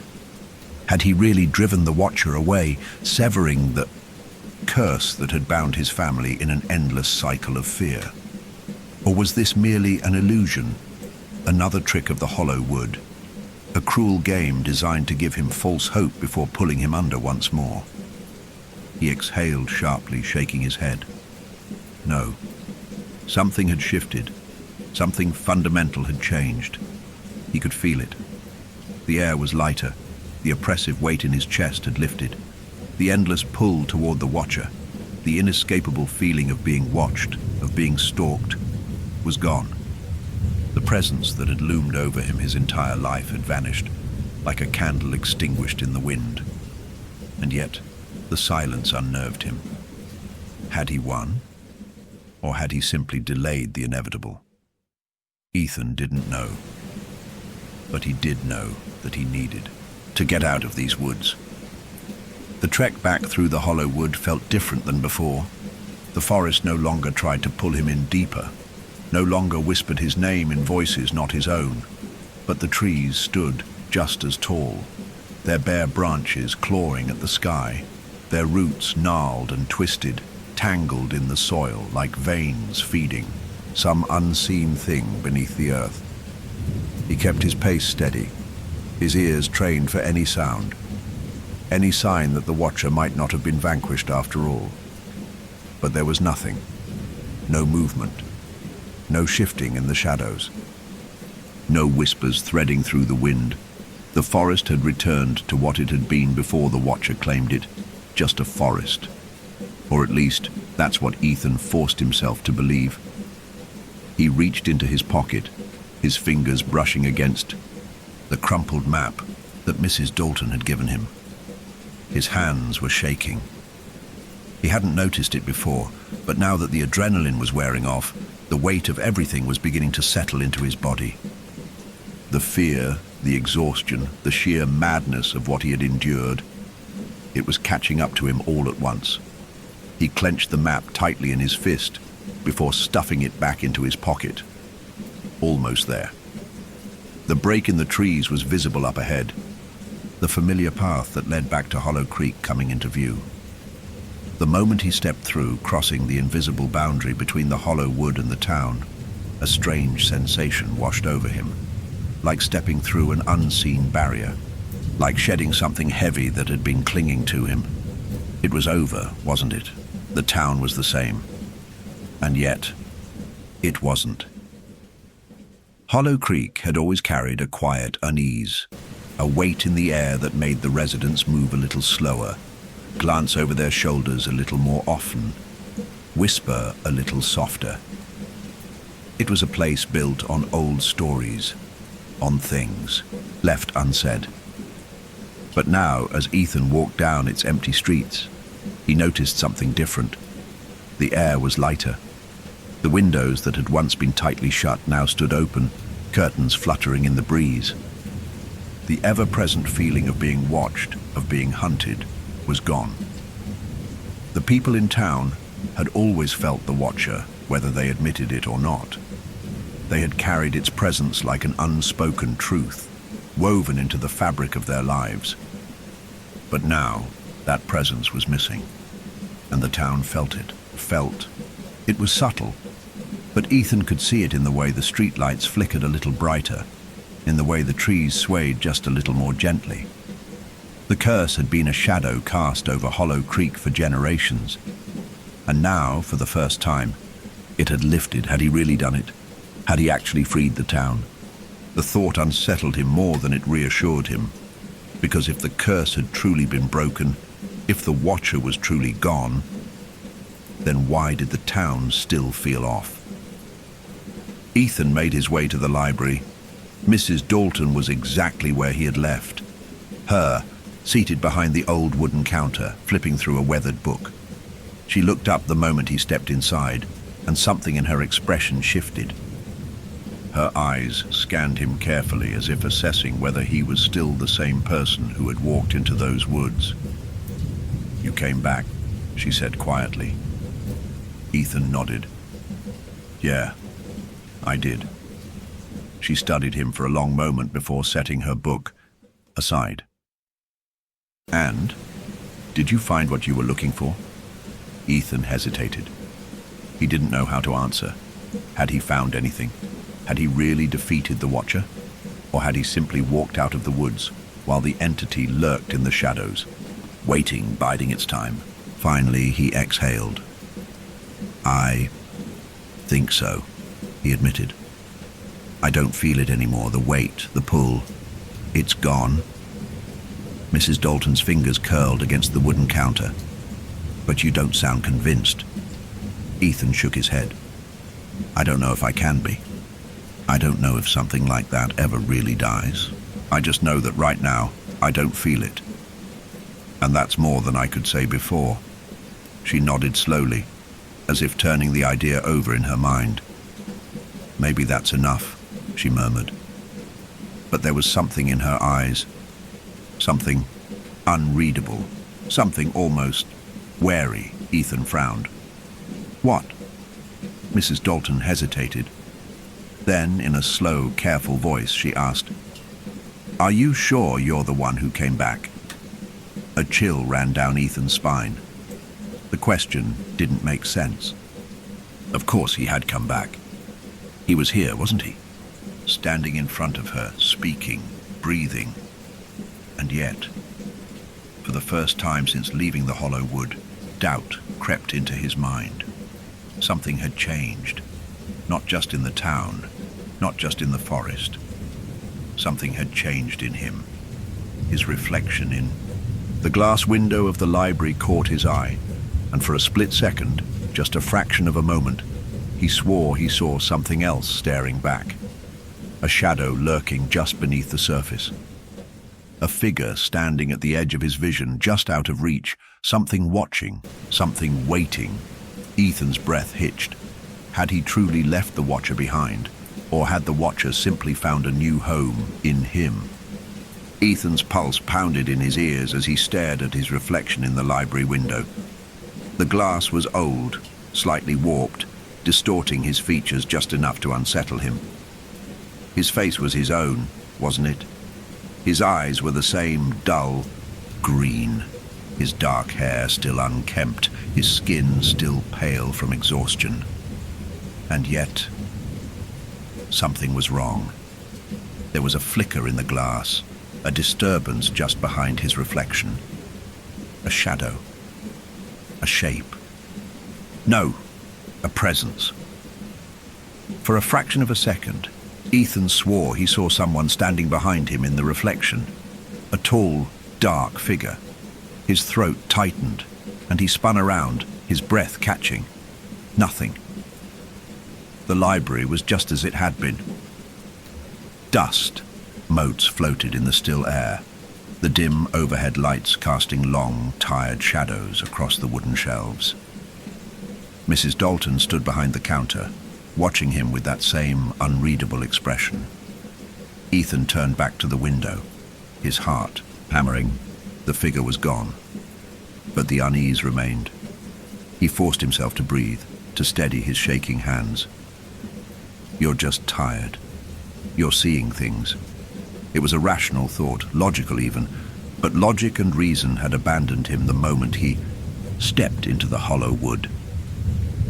Nothing had felt real since then, and now, as he stood in the quiet hush of the library, that terrible question gnawed at the edges of his mind, relentless and insidious. "Are you sure you're the one who came back?" He hadn't been able to shake it since Mrs. Dalton had said it. Hadn't been able to push away the creeping paranoia that something was wrong, that something had followed him out of the woods, or, worse, that something had become him. His mouth was dry when he finally spoke. "Why did you say that?" His voice sounded strange to his own ears, hollow, distant. "What did you mean?" Mrs. Dalton's expression didn't change, but he saw the way her fingers curled slightly against the countertop. "Because something's different about you," she said simply. "You're standing here, but you don't feel whole." A sharp chill ran down Ethan's spine. What the hell does that mean? Mrs. Dalton exhaled slowly, folding her hands on the counter. "I've seen people leave these woods before, Ethan, and I've seen what happens when they don't come back alone." His stomach clenched. Alone. His mind reeled. He had been alone when he left the woods. He hadn't seen the Watcher after. The clearing. He had felt his presence vanish, hadn't he? Or had it just changed? A memory flashed through his mind, his final moments in the clearing. The explosion of light, the way the Watcher's form had twisted, breaking apart like smoke in the wind. Ethan had felt the shift, had felt something give way, as if the Watcher had been torn from the place he had inhabited for so long. But where had he gone? Into the forest? Into the earth? Or into something else? Into him? Ethan staggered back from the counter, his breath coming in shallow gasps. No, I beat him. He's gone. The town feels different. The curse is broken. His voice was rising, desperate now. He wasn't sure if he was trying to convince Mrs. Dalton or himself. Mrs. Dalton just watched him. "Is it?" she asked, Ethan's hands curled into fists. "Yes," but his voice was shaking. She sighed, shaking her head. "Ethan, the Watcher doesn't die. He doesn't end. He moves." Her voice was steady, but there was a quiet sadness in it. "He shifts. He takes what he needs. He finds a home." Ethan's breath stilled. His whole body went rigid. A home. "You are mine," the Watcher had said. And Ethan had believed he had resisted. Had believed he had shattered the thing that had tormented him, that had tormented Hollow Creek for so long. But what if the Watcher had simply stepped into him? His stomach twisted violently. "No." His voice was barely a whisper now. Mrs. Dalton's eyes darkened. "Ethan." He turned on his heel and stumbled toward the door, his vision swimming. He couldn't stay here. He needed air. He needed to think. The library door creaked as he shoved it open and staggered onto the sidewalk. The air was crisp, but it did nothing to cool the panic burning in his chest. He leaned forward, bracing his hands on his knees, his head spinning. This wasn't happening. It wasn't. He had won, hadn't he? He forced himself to take deep, steadying breaths, but the nausea churned violently in his stomach. He squeezed his eyes shut. Get a grip. Get a grip. He clenched his fists. He needed to go home. He needed to sleep, to clear his head. He needed to prove to himself that he was fine, that he was still him. The house was too quiet when he stepped inside. Ethan hesitated at the doorway, his pulse thrumming in his ears. The floorboards groaned under his weight, but otherwise, the house was silent. Still, the way an animal's body goes still right before a predator strikes. He swallowed the lump in his throat and stepped deeper inside, his fingers grazing the edge of the kitchen table as he passed. His body ached, his mind was exhausted, but sleep felt impossible. His reflection caught his eye again, this time in the hallway mirror. He stopped. A lump of dread settled in his stomach. Slowly, carefully, he turned to face it. It was just his own face staring back at him, but something was off. His features looked the same, but his expression... He wasn't frowning. He wasn't scowling, and yet His reflection was smiling, a slow, stretching grin that did not belong to him. Ethan's body went cold. He stepped back from the mirror, but his reflection didn't move. His breath caught in his throat. The thing in the glass cocked its head at him, its hollow eyes gleaming, and then it blinked, his body seized with terror. It had blinked, but he hadn't. His hands trembled. He wanted to run, to turn away, but he couldn't move. His feet felt rooted to the ground, his chest too tight to breathe. Then, ever so slowly, his reflection's lips moved, but no sound came out. Ethan's knees nearly gave out beneath him. His head pounded. He couldn't breathe. He couldn't. Then, in a whisper, so quiet, so chilling, it felt like ice sliding beneath his skin, his reflection spoke. "Are you sure you're the one who came back?" The breath left Ethan's lungs. His vision swam. The room spun violently, and before he could react, before he could move, before he could scream, the lights flickered, the mirror went black, and Ethan fell into the dark. Darkness swallowed Ethan whole. It wasn't like falling asleep. It wasn't like fainting. It was something else, something deeper, something wrong. His body felt like it had been ripped from reality, like he had slipped between the cracks of the world and plunged into a space that wasn't meant for human minds to comprehend. No ground beneath him, no sky above, no sound, only the abyss, only cold. Ethan tried to breathe, but there was no air. He tried to move, but his limbs weren't his own anymore. He felt his body, but it was distant, unresponsive, like a marionette waiting for its strings to be pulled. And then, a voice, soft, cold, ancient. "Did you really think you could escape me?" The words slithered through the void, whispering inside his skull. Ethan's heart pounded, his pulse a frantic drum against his ribs. He tried to speak, to scream, but no sound left his lips. He wasn't alone here. Something else was with him, watching, waiting. The Watcher. A flicker of movement in the dark. A shape shifting just beyond the edge of perception. A figure emerging from nothing, its presence pressing against the fabric of existence itself. The Watcher's face materialized from the blackness, and Ethan felt his stomach lurch. It was his own face, distorted, wrong. The eyes were hollow voids, deep and endless, writhing with shadows that moved like living things.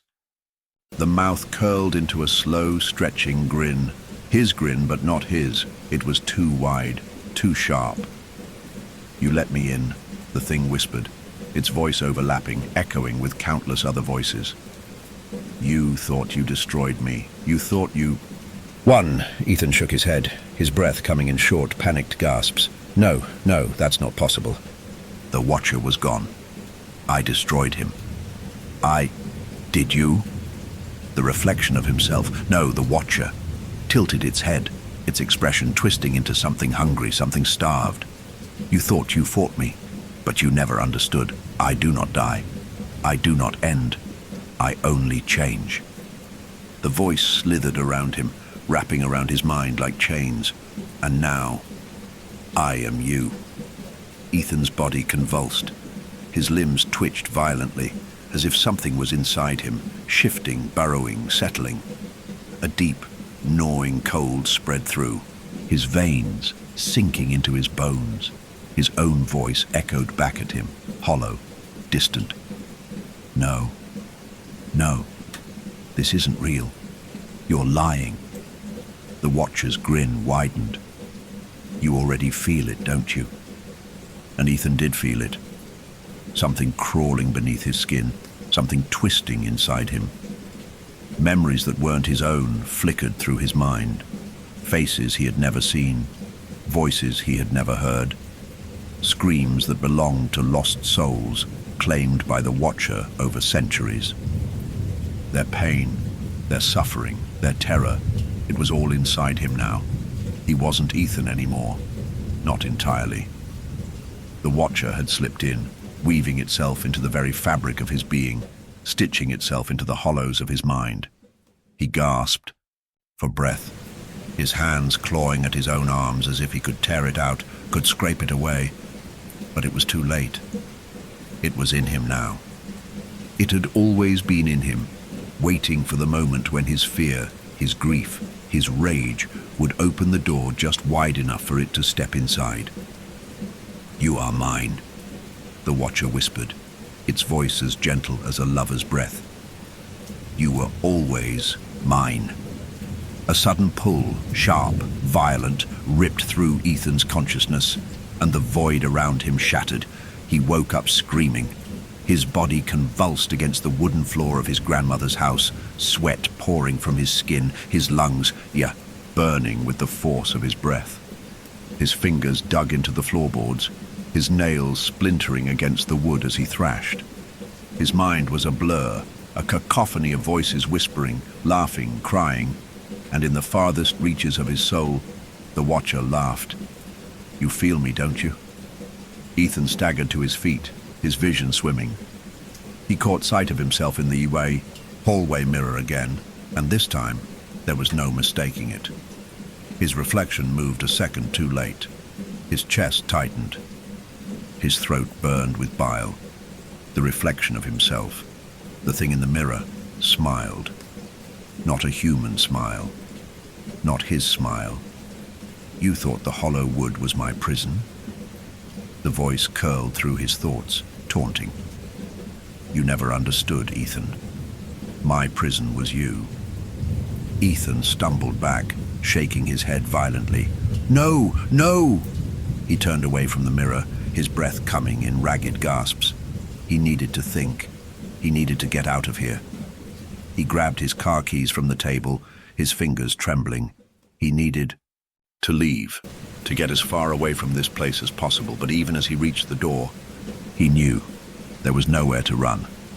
The Watcher wasn't in the hollow wood anymore. It was in him, and it wasn't going anywhere.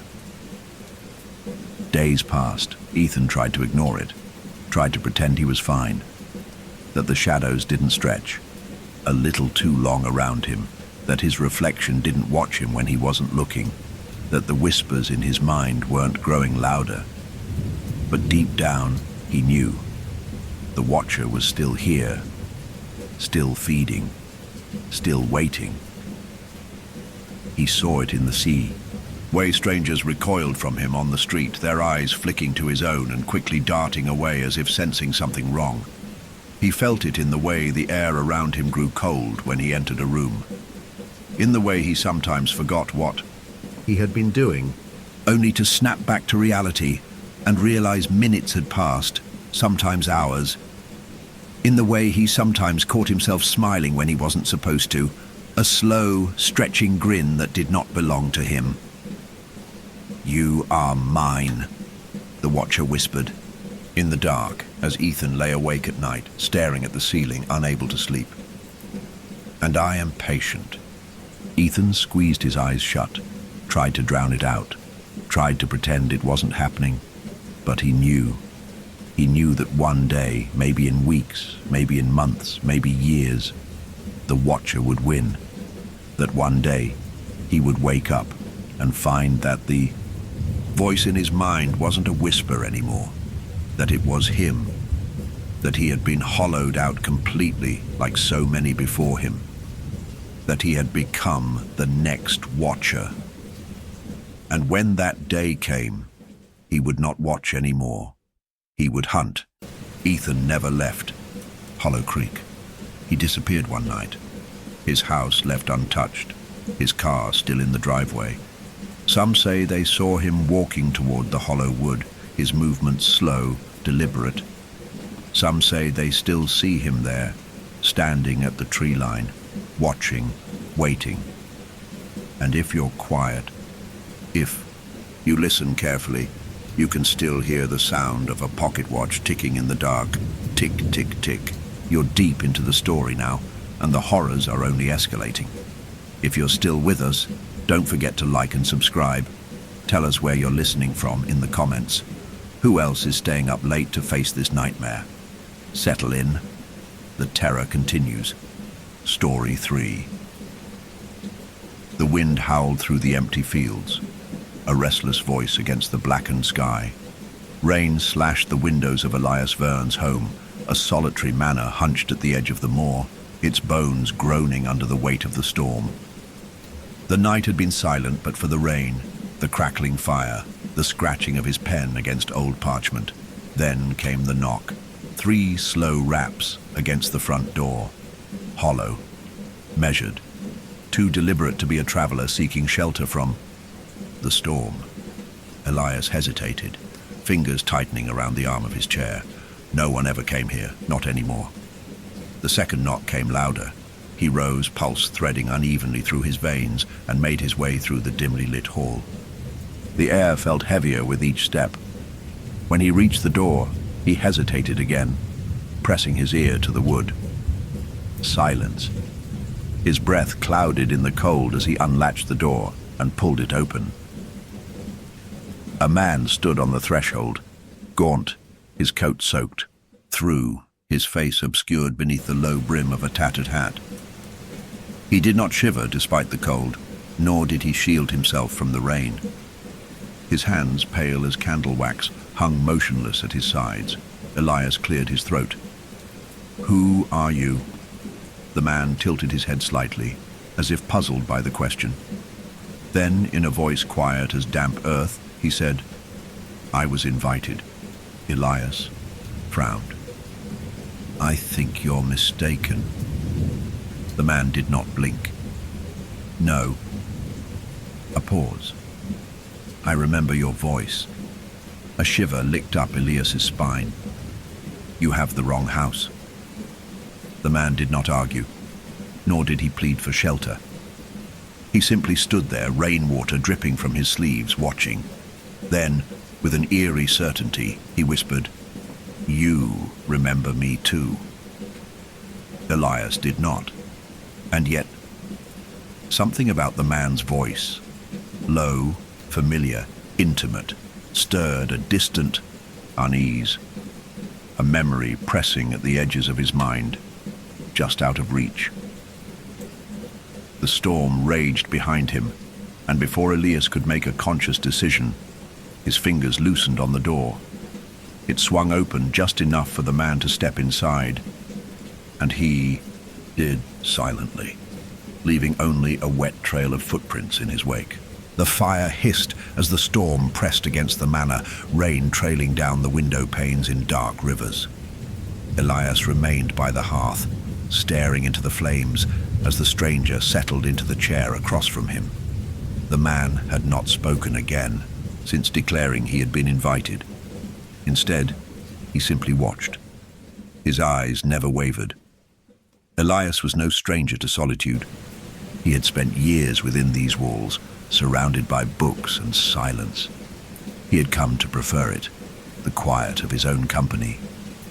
But tonight, with the stranger in his home, the silence did not feel like solitude. It felt occupied, and that feeling, it was familiar. The longer Elias sat in the stranger's presence, the more it gnawed at him.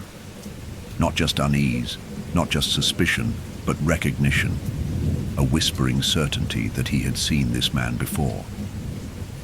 "Tell me your name," Elias said finally, his voice steady. The man tilted his head slightly, considering. Then, with an almost amused glint in his eye, he replied, "Tell me yours first." Elias's frown deepened. "You already know my name." The stranger only smiled. The flames crackled, casting their glow over the walls, over the dark wood of the floor, over the stranger's motionless hands, hands that did not fidget, did not tremble from the cold. Elias leaned forward, his fingers pressing against the heavy oak of the armrest. "I don't remember inviting you here." The stranger exhaled softly, his gaze distant. "Don't you?" Elias opened his mouth to argue, but hesitated. Something in the man's voice, low, even familiar, sent a prickle of unease down his spine. The stranger studied him for a long moment, then said, "It's been a long time. A long time." The words felt weighted, meant for something deeper than polite conversation. Elias forced a tight breath through his nose. "Since what?" The man did not answer immediately. Instead, he reached into his coat and pulled something from the inner pocket. He placed it gently on the small table between them. A mirror. It was old, the silver frame tarnished, the glass warped and streaked with age. Elias felt his throat tighten. He did not recognize it, and yet something in his chest recoiled at the sight of it. The stranger gestured toward it. "Look." Elias hesitated, then slowly leaned forward, his reflection taking shape in the murky glass. The candlelight wavered, distorting his features, but as he stared, something in the reflection shifted. For the briefest moment, the face in the mirror was not his own. Elias flinched back, breath catching in his throat. The stranger's lips curled at the edges. "You see it, don't you?" Elias swallowed hard, forcing his voice steady. "A trick of the light." The stranger leaned forward. "Is it?" Elias clenched his jaw. He did not like this game, this quiet, circling conversation. His patience was wearing thin. "I want you to leave," Elias said. The man sighed, slow and deliberate. "You don't mean that." Elias stood. "You'll find the roads easier by morning." The stranger did not move. "And if I told you, I have nowhere else to go?" "Not my concern." The man's dark eyes flickered in the firelight. "And yet, you let me in." The words hung heavy between them. Elias's fingers curled at his sides. He should not have let the man in. He should have shut the door, turned him away, gone back to his quiet life without a second thought. But he had let him in, and worse. Something deep in Elias's bones told him he had done it before. The storm groaned against the house, rattling the shutters. The flames trembled, shadows stretching long across the walls, and for the first time in years, Elias felt the weight of the house pressing in around him. Not empty, never empty. The stranger exhaled softly, then stood. "I'll take the guest room." Elias clenched his teeth. His instinct told him to refuse, to send the man away, to run. But instead, he nodded and led him up the stairs. That night, Elias sat at his desk, a glass of brandy half drained beside him. He stared at the swirling liquid, his mind restless. The stranger's voice echoed in his head. It's been a long time. What had he meant by that? What had he implied? Elias exhaled slowly, rubbing a hand over his face. He would get answers in the morning. The stranger would leave, and that would be the end of it. The wind howled outside, rattling the manor's old bones. Elias shivered and reached for his glass. A sound. He froze. A slow, deliberate creak from upstairs. His pulse quickened. Another shift of weight. Floorboards groaning under careful steps. Elias pushed back his chair and stood, listening. The footsteps moved toward the hall. His breath felt too loud in his ears. The guest's room was the last door at the end. The floorboards should not creak, unless a pause. Then the footsteps continued, but they did not move toward the stairs.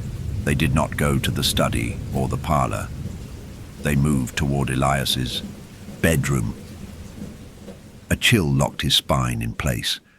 His hand hovered over the desk, fingers inches from the drawer where he kept a rusted knife. Not for protection, but for memory's sake. The footsteps stopped. Silence stretched, thin as glass. Then, a whisper. Not from upstairs, not from the hall, from directly behind him. "You used to have my face, didn't you?" Elias spun, the chair toppling over. The room was empty. The fire crackled weakly in the hearth, shadows shifting against the walls. His breath came sharp, uneven. The house settled again, the silence stretching impossibly wide. A dream, a trick of the mind. And yet, when he turned back to his desk, the brandy glass was gone.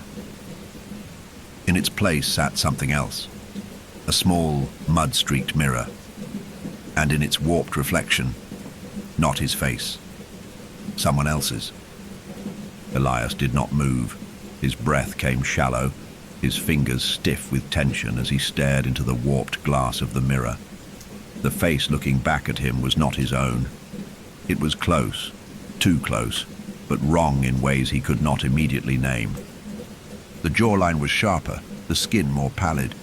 The eyes, dark and sunken, held an emptiness that made Elias's stomach turn. He blinked. His own face returned. For a long moment he stood frozen, his mind warring between logic and the gnawing, quiet horror creeping up his spine. He reached out hesitantly, fingertips grazing the cool, slick surface. The glass felt wet, though his hands came away dry. He exhaled sharply and shut the mirror. The house creaked around him, the fire low and dying in the hearth. The room, once familiar and safe, now felt suffocating, the walls seeming closer than before. His thoughts churned. He had not brought the mirror into this room. He had never seen it before tonight. And yet, it had appeared in place of his drink, deliberate in its presence. The stranger. Elias turned sharply toward the door, listening. The house had settled back into silence. No footsteps, no movement. But something had been there, or something still was. He swallowed against the tightness in his throat and forced himself to breathe evenly. He would confront the stranger in the morning, demand an explanation. For now, he needed rest. Keeping his back to the door, Elias made his way to the bedroom, though sleep would not come easily. The night passed in fits and starts. Elias drifted in and out of restless dreams, shadows shifting at the edges of his consciousness. The house groaned in its sleep, the storm beyond the walls having eased to a quiet drizzle. Then came the voice, low, muffled, just beyond his door. "Where did you put it?" Elias's eyes snapped open, his body stiffened, ears straining against the silence. For a moment he thought he had imagined it, a leftover thread of dream, but then, again, "Where did you put it?" The whisper curled through the dark like a thread of smoke, slipping beneath the doorframe. It was not the stranger's voice. It was thinner, weaker, like breath pushing through rotted cloth. Elias slowly sat up, the air thick around him. He reached for the knife beneath his pillow, fingers tightening around its worn handle. Silence. Then, just as his pulse began to slow, another sound. Soft. Wet. Something dragging against the wood of the hallway floor. Elias gritted his teeth. The knife in his hand felt woefully small against the weight pressing down on the house. He rose, bare feet touching the cold floorboards. Carefully, cautiously, he approached the door and pressed his ear against the wood. Silence. And then, a knock. Single, hollow knock against his bedroom door, not tentative, not seeking entry.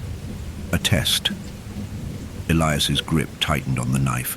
His breath stilled in his throat as the quiet stretched long and thin. Seconds passed, then minutes, then retreating footsteps. Soft, measured, heading toward the guest room. Elias exhaled, his body trembling with held tension. He did not sleep again. The morning came slow and grey, the sky outside a pale bruise of shifting clouds. Elias stepped cautiously into the hallway, every muscle tight with unease. The corridor was empty, undisturbed, but the air felt wrong, thicker somehow, carrying the faint scent of damp earth. He turned toward the guest room, jaw clenched. He had allowed the stranger into his home. Now he would demand answers. He knocked. Silence. He knocked again, harder. "Get up!" Still nothing. A fresh bolt of unease slid beneath his ribs. He reached for the doorknob and turned it. Unlocked. The door swung open, revealing a dim, undisturbed room. The bed was neatly made, untouched. No clothing, no belongings. No sign that anyone had slept here at all. But the window was open. Cold morning air curled through the room, making the curtains flutter like pale, grasping hands. Elias stepped forward, scanning the space. His gaze landed on the mirror above the dresser. The glass was fogged over, streaked with moisture. He moved closer, hesitantly reaching up to wipe it clean. As his fingers brushed the surface, something shifted. A shape, a reflection standing behind him. Elias spun, knife raised, but there was no one there. His breath came short and fast. He turned, back to the mirror. This time the reflection showed only himself, but there was something else. A mark on the wooden dresser beneath the mirror. A shape scrawled in some dark, staining substance, a handprint, and beneath it, faintly carved into the wood. "Remember." Elias stumbled back, his pulse hammering against his ribs. The house, silent for so long, seemed to breathe around him. The day passed in a haze of restless pacing and unanswered questions. Elias searched the manor for any sign of the stranger, any clue as to where he had gone, but found nothing. The man had simply vanished, and yet his presence remained. The feeling of being watched had not faded. The mirrors in the house, ones Elias had passed without a second thought for years, now felt like open doors. He found himself avoiding them, the memory of that other face still fresh in his mind. By nightfall, exhaustion took its toll. He sat in the parlor, hands gripping the arms of his chair as the fire burned low. The storm had not returned, but the Iowa's wind outside still whispered against the glass. He tried to convince himself that he was alone, that the house was just a house, that the stranger had left, and the past, whatever past this was, had no hold on him. But then, the whisper, faint, almost inaudible, curling through the room like a breath of cold air. Elias stiffened. He turned, slowly toward the hallway. A figure stood in the shadows, not fully formed, not solid, but there, waiting. Elias's grip tightened on the chair. His throat was dry, his body locked in place. Then the whisper came again. "Where did you put it?" The shadow moved, not forward, not toward Elias, but toward the mirror.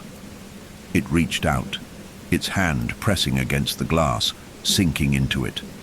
Elias shot to his feet, heart hammering. The reflection rippled, the surface of the mirror twisting like blackened water. And then Elias saw himself, not as he was, as he had been long ago, his hands covered in dirt. His breath ragged, and someone beneath him. The memory struck like a knife, the weight of the soil, the cold night air, the sound of someone struggling for breath. Elias staggered back, his head spinning. No, it wasn't real. But the reflection remained. And in the warped, murky depths of the mirror, a hand began to reach up from the earth, scraping, clawing, trying to return. Elias stumbled, his back hitting the bookshelf, books tumbling to the floor. And then, the whisper, curling around him like a dying breath. "You buried me wrong." Elias could not breathe. The reflection in the mirror held him in place, its movements slow, deliberate. The fingers rising from the earth, his own hands, his past self, kneeling in the darkened woods. It was all wrong. He did not remember this, and Yet his body knew. A deep, sinking sickness unfurled in his gut, a knowledge older than memory, buried beneath years of solitude. "You buried me wrong." The whisper coiled around him, a voice from beneath the earth, beneath time itself. His knees threatened to buckle, his vision swam. Then, the sound of nails scraping wood, not from the mirror, from inside the walls. Elias twisted, his pulse hammering in his ears. The house breathed around him, the old wood shifting in slow, aching groans. He pressed a hand against the bookshelf, steadying himself. The air had thickened, the scent of damp soil seeping into his lungs. No, this was madness, a waking nightmare. And yet, when he turned back to the mirror, the reflection had changed again. Not a memory, not a trick of the light, but a man standing behind him, the stranger, no longer a silhouette, no longer a mere presence at the edges of his thoughts. He was there, inside the mirror, his face emerging from the darkness. His mouth did not move, but Elias heard him. "Let me out." Elias stumbled backward, his breath shuddering from his lungs. The mirror's surface rippled again like water, the stranger's form distorting, stretching. No, this was not possible. "Let me out." Elias reached for the nearest object, a brass candlestick, and hurled it at the mirror. The glass shattered. A burst of cold air slammed into him, sending books tumbling from the shelves, the flames in the hearth extinguishing instantly. Darkness consumed the room, the wind howling through the house as if it had found an open door. Elias pressed himself against the far wall, his breath ragged. His eyes darted to the broken glass scattered across the floor, to the shards reflecting, dozens of fragmented versions of himself. But there was no stranger among them. The room was empty, yet the house felt different now, as if something had shifted. Something had been let in. Elias did not sleep that night. He paced the manor in silence, every creak of the floorboards setting his nerves on edge. He checked the guest room again, still empty, still untouched. He moved from room to room, as if expecting to find some evidence of the stranger's presence, but the house refused to yield any answers. And yet, the feeling of being watched had not left him. The mirrors, every single one, had changed. The glass was no longer smooth, no longer still. The reflections within them wavered, as if something beneath the surface was waiting to resurface. By dawn, Elias stood at his study window, eyes sunken, skin clammy with exhaustion. The storm had passed, leaving behind a sky washed in muted grey. The moor beyond the manor stretched endlessly, untouched, but it did not feel empty anymore. Something beneath the earth had stirred, something he had forgotten. The whisper had said, "You buried me wrong," but Elias had never buried anyone, had he? His thoughts felt fragmented, cracked like the mirror.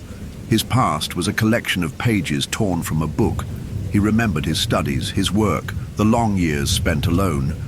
But there were gaps, places where his mind refused to go. And yet, the scent of soil still clung to his skin. Determined, Elias spent the day tearing through his old journals, seeking any record that might explain the stranger's presence. His fingers smudged the ink on brittle pages, flipping through entries that spanned decades. Most of it was mundane, observations of books he had read, reflections on solitude, scattered memories of his youth. But as he read further back, something changed. The writing became erratic. Whole pages were scratched out, words smeared by frantic hands. Certain dates were missing entirely, and then, at the very back of one journal, he found something different. One entry, barely legible, the ink faded with age, but the words sent a chill through him all the same. The ground was soft. The rain made it easier. I don't know if he was still breathing when I left him there. I don't remember his last words. I only remember the sound of the dirt falling. Elias's breath caught in his throat. This was his own writing, his own hand, but he had no memory of writing it. His pulse thundered as he flipped the page. There was a crude, shaky drawing beneath the entry. A tree, bare and twisted. A place he had seen before, the moor. Elias's hands trembled. The memory was there just beneath the surface, clawing to be remembered, and the whisper came again, curling through the still air of the study. "Come find me." The sun had barely set when Elias stepped onto the moor. The wind swept across the open land, bending the dry grass, stirring the cold air. The manor loomed behind him, dark against the deepening sky. He moved quickly, following an unseen path, his body acting on instinct. His boots sank into the damp soil, the scent of earth filling his lungs. The closer he drew to the place from his journal, the heavier the air became. And then he saw it, the tree. It stood alone in the moor, its gnarled limbs stretching toward the sky like broken fingers. Its roots clawed deep into the earth, where the ground sank inward, a shallow depression, disturbed and uneven. Elias's breath quickened, his chest ached, though he did not know why. He took a step forward, then another, and then the ground shifted beneath him, a brittle, cracking sound, the soil collapsing inward. Elias barely had time to stagger back before something pushed through the earth, a hand, fingers twisted and pale, reaching from the dirt, a gasping breath, not his own, and then the whisper, no longer distant, no longer weak. "You left me here." Elias stumbled back, his foot catching on the roots. His mind reeled, his body screaming to run, but he could not look away. The hand clawed upward, dragging itself free, and then he saw the face, sunken, hollow, and identical to his own, a perfect rotting reflection. Elias did not scream, because now he remembered. The cold weight of the body, the struggle, the silence of the moor swallowing the last breath of the man he had buried years ago. The truth slammed into him with the force of a collapsing world. The stranger was not someone he had met. The stranger was someone he had been, and he had come to take his place. The last thing Elias saw before the ground split open beneath him was his own face, or the one he had left behind, smiling. And then the earth swallowed him whole. Elias did not remember the moment the earth swallowed him. He remembered the weightlessness, the sickening lurch of the ground falling away, the gaping mouth of the past yawning beneath him. He remembered reaching, clawing at nothing, dirt and shattered roots crumbling between his fingers. He remembered the cold, wet press of earth against his skin, the scent of rot and damp stone filling his lungs. But after that, nothing. No sensation, no time, just silence. Then, a breath, his own, ragged and uneven. His body ached, his limbs felt distant, not entirely his own. The darkness around him was absolute, pressing against his skin like a second layer of flesh. Somewhere in the silence, water dripped, slow and rhythmic, as if marking time that no longer existed. Elias inhaled shakily. Where was he? The last thing he remembered was the moor, the tree, the hand, his hand, clawing from the earth, and the face, his face but sunken and hollow, watching him with something between amusement and hunger. He forced himself upright. The movement sent a wave of nausea through him, his body heavy with exhaustion. His fingers pressed against stone, slick with moisture, the air thick with the scent of buried things. A tomb, a cavern, a grave. His grave. No, that was impossible. He was alive, wasn't he? His breathing quickened, his pulse hammering in his ears.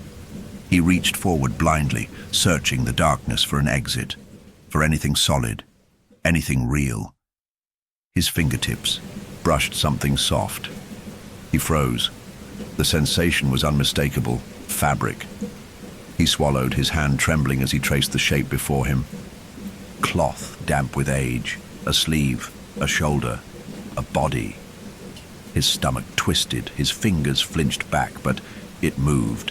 A slow, shuddering breath from the darkness, a shift of weight, and then fingers closed around his wrist. Elias choked on a gasp, jerking away, but the grip was strong, impossibly strong.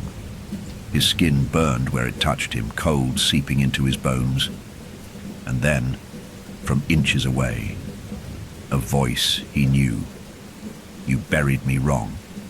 A surge of memory slammed through Elias's skull, the struggle in the dark, the breath stolen from trembling lips, the weight of the body as he forced it into the earth, and something deeper, something older, because this was not the first time. Elias staggered back, his pulse a wild, frantic thing in his chest. The grip on his wrist loosened, but not entirely. He felt the figure shift in the darkness, the scrape of bone against stone, then a flicker of light. Faint at first, a whisper of illumination spreading across the stone walls. The light revealed him, the man, the stranger, or rather what was, left of him, a body long buried, but not at rest. Hollowed skin stretched tight over sharp bones, lips split and blackened, his own reflection staring back at him. "Who are you?" Elias whispered, though he already knew. The figure did not smile this time. The skin was too stiff, too fragile. But the eyes, his own eyes, glimmered in the dim light. "I am you," the stranger whispered. The fingers on Elias's wrist tightened again. "And you are me." Elias did not remember killing him. He remembered digging. His fingers raw, nails cracked, the earth swallowing every desperate breath. He remembered the weight in his arms, the silence of the body, the way the night had stretched around him, vast and waiting. But he did not remember the moment, the decision, the final act. Had he done it in anger, fear, or had it been something else? Something colder. He staggered away from the figure, but the cavern held him tight. The walls were wet with something that smelled of age, the ceiling lost to the shadows above.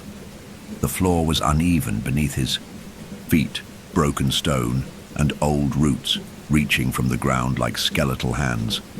And then, beyond the figure, a door, barely visible in the gloom, old wood, warped with time, a way out. His breath came quick and shallow as he turned toward it, but the figure moved, shifting with unnatural grace. It did not stand. It unfolded, joints creaking, bones bending too far. The grip on Elias's wrist dragged him forward toward the hollow space where the stranger's chest should have been. Elias gasped, struggling. "Let me go." The stranger's voice was a whisper against his ear. "I let you go once, but you came back." The fingers tightened, and suddenly Elias was falling again, tumbling through something not entirely real. The cavern dissolved. The darkness peeled away. And suddenly, Elias was somewhere else, the manor, but not as he had left it. The walls stood taller, stretching endlessly upward, the corridors twisting in ways that defied reason.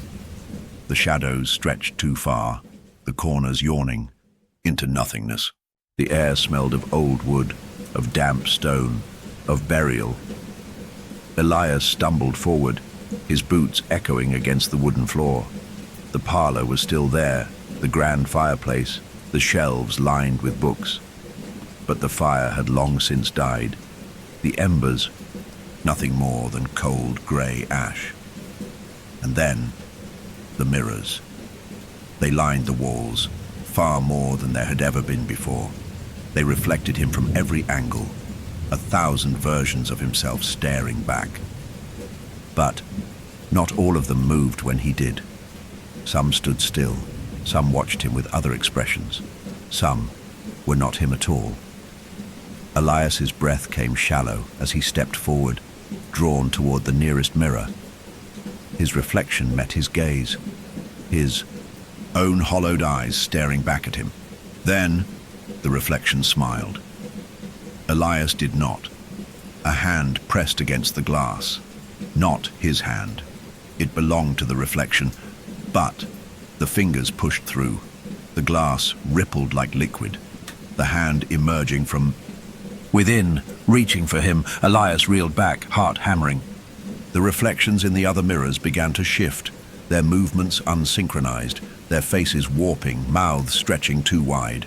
And then they stepped forward. The mirrors did not shatter. They simply gave way, like doorways opening all at once. And the figures, all of them Elias, but not Elias, began crawling through. Some had no eyes, some had too many, some were rotting, some were laughing. And in the center of it all, standing before the grandest mirror, was himself, the stranger, whole, smiling, waiting. Elias's breath caught. "It's time," the stranger murmured. "Time for you to take my place." And behind him, in the mirror's vast and endless depths, something else moved. Something older than either of them. Something that had been waiting far too long. Elias could not run. His legs were leaden, his breath locked in his chest as the mirror-dark figures crawled toward him, their twisted hands reaching, their mouths curling into expressions that did not belong on his face. Some of them whispered, his own voice, stolen and fragmented, repeating words he had long forgotten. "You left me there. You buried me wrong. You were supposed to stay." And at the center of them all stood the stranger. Elias's reflection made flesh, whole and unburdened, watching him with calm amusement. "You ran once," the stranger said. "You won't run again." Elias did try to run. His body finally obeyed, and he turned sharply toward the hall, toward the door, toward any exit from this twisted nightmare of glass and ghosts. But the house was no longer the same. The parlor walls stretched endlessly, the corridors twisting into unfamiliar shapes. The doors were gone. The windows had melted into shadows. The house had become a cage, a living thing reshaping itself to keep him inside. Elias was trapped, and the figures kept coming. He backed away, his breath ragged. The fire in the hearth had long since died, but the air burned, thick with something acrid, something that made his thoughts blur at the edges. His own face, his stolen face, surrounded him, and something deep inside him remembered. This had happened before. He had walked these halls he had fought to escape. He had clawed at the walls, at the glass, at the endless eyes watching from the mirrors, but he had never won. And suddenly, Elias knew why. "The house doesn't want me to leave," he whispered. "No," the stranger agreed, stepping closer. "Because you are the house." The words struck Elias like a physical blow. He stumbled, a wave of wrongness shuddering through his body. No, that wasn't possible. He had built this home. He had chosen solitude. He had spent years within these walls, hadn't he? He had filled it with books, with silence, with the safety of isolation, hadn't he? But the memories flickered now, shifting beneath his grasp. His first days in the manor, blurred. The moment he had arrived, unclear. Had there ever been a moment when he had walked inside this house, or had he simply been here? The figures in the mirrors laughed, a horrible, fractured sound, the echoes of voices long forgotten. "You're starting to see," the stranger said. "Aren't you?" Elias shook his head violently, the weight of something vast and ancient pressing against his skull. "No," he rasped. "No, He turned, searching for something real, something that made sense, something that proved he existed outside of this place. His eyes landed on the bookshelves. They were filled with his journals, years upon years of writing. His words, his thoughts, proof that he had lived here, that he was real. Desperate, Elias lunged toward them, pulling a journal from the shelf. The pages fell open beneath his shaking fingers. He scanned the words, his pulse hammering, but the ink was fading. Right before his eyes, the letters unraveled, breaking apart like dust scattered on the wind. Entire sentences melted into empty pages, the words vanishing faster than he could. Read them. His thoughts, his life, disappearing. No, he gasped. The stranger watched him with quiet patience. It's already begun, he said. You were never meant to last. Elias tore another book from the shelf, then another, his breath coming in. Frantic bursts, he flipped through the pages, searching for something that still existed, something that hadn't been swallowed by the void. But there was nothing, no entries, no records, only a single sentence, scrawled in ink that had not yet faded. You were never meant to leave. The realization hit Elias like ice down his spine. He turned back to the stranger, horror clawing at his ribs. What am I? The stranger stepped forward, his reflection shifting in the broken glass at his feet. A host, he said simply. A vessel, a hollow thing, meant to keep the house alive. Elias's breath hitched. It needs someone to fill it, someone to remember it, someone to stay. And for so many years, you did. The figures in the mirrors murmured in agreement. But you wanted to leave, the stranger said. You started to remember too much. And that was a mistake. Elias shook his head, stepping back from himself. No, I had a life before this house. I was... But the words caught in his throat. Had he? Had there been anything before the manor? A home, a family, a city beyond the moors? Or had it all been borrowed memories, fragments of past hosts, fading into his own? His hands trembled. He was forgetting himself. You're already unraveling, the stranger whispered. The house is choosing a new host. And then Elias understood. The stranger, his reflection, his shadow, his other self, was not here to haunt him. He was here to replace him, just as Elias had once replaced another. His stomach twisted, nausea rising in his throat. His body felt light, unsteady, as if the world beneath his feet had become unmoored. The walls breathed, the mirrors shuddering as the figures stepped forward, closer, closer. It's time to go, the stranger said. You won't remember this soon. It will be peaceful. Elias's knees nearly buckled. His hands pressed against his temples as his mind fractured, thoughts slipping through his grasp like water. No. He couldn't let it happen. He couldn't fade. He couldn't disappear. And then, a voice. Not the stranger's, not the echoes of the mirrors. A voice from deep inside him. Run. Elias moved. He bolted toward the grand mirror, the largest one, where his true reflection had last stood. The stranger's eyes flickered with something almost like pity as he stepped aside. It won't work, he murmured. Elias didn't care. He threw himself forward. For a split second, the glass was cold against his skin, smooth and unyielding, an impenetrable barrier. Then, suddenly, it gave way. Elias plunged through, the world splitting apart like water, like fire, like 1,000 shattering fragments of himself, and behind him, as the mirror sealed shut, he heard the whisper of the house, its final farewell. You will not remember. He woke somewhere else, a small, dim room, dust floating through the air, a hearth, long since burned out, bookshelves lined with old tomes. He sat in a chair, hands resting on the wooden arms.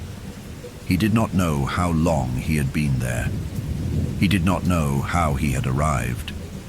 But the house was quiet, and he was alone. The silence stretched, vast and endless. The fire had not been lit in years, and yet, for some reason, Elias felt as though he were waiting for someone. Then, 3 knocks at the door, slow, measured, as if someone had just arrived. The knocks echoed through the house, each one stretching too long, reverberating in the stillness like something alive. Elias sat frozen, his fingers gripping the arms of the chair as a strange, pulsing sense of déjà vu washed over him. The house was silent, the air thick, the dim room pressed in around him, walls unmoving yet somehow watching. Then, another knock. 3, measured and patient. Elias inhaled sharply.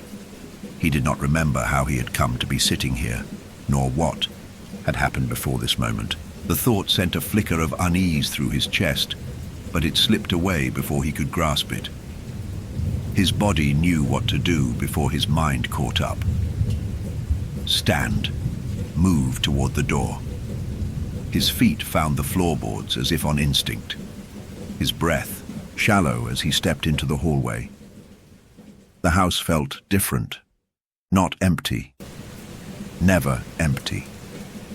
The corridor stretched too far, the candlelight casting flickering shadows against the wooden walls. He tried to focus, to remember, but his thoughts were like pages of an old book, worn and fragile, coming apart at the seams. At the end of the hallway, the door stood waiting. Elias swallowed, his fingers flexing at his sides. Who was on the other side, and why did he feel as though he already knew? His hand hovered over the latch. The wood was cold, damp beneath his fingertips. The silence deepened, pressing in against him, thick as fog. Then, the door swung open, no wind, no touch, and standing on the threshold was himself. Elias staggered, back, breath shuddering in his chest. His own face stared at him from beneath the hood of a dark coat. His own eyes reflected back, but hollow, too deep, as if the person inside them had already begun to fade. The figure stepped inside without hesitation. Elias's pulse thundered. "No," he whispered. "No, I—" But the words died as the door shut behind the stranger. The house exhaled, and Elias knew this had happened before, hadn't it? The stranger's lips barely moved. "I was invited." Elias shook his head, his thoughts unraveling. "No," he whispered. "That's not true. I didn't. Don't you remember?" The stranger murmured, and something inside Elias fractured. Because, yes, he did remember, or rather he was beginning to. The house, the mirrors, the shifting corridors, the reflection stepping forward, replacing him. The feeling of being forgotten, the endless cycle. He had always been waiting at the door, and he had always been the one to open it. The house does not want to be empty. Elias stumbled back, his body trembling. His mind fought against the truth, but the house would not let him forget this time. He could feel it now.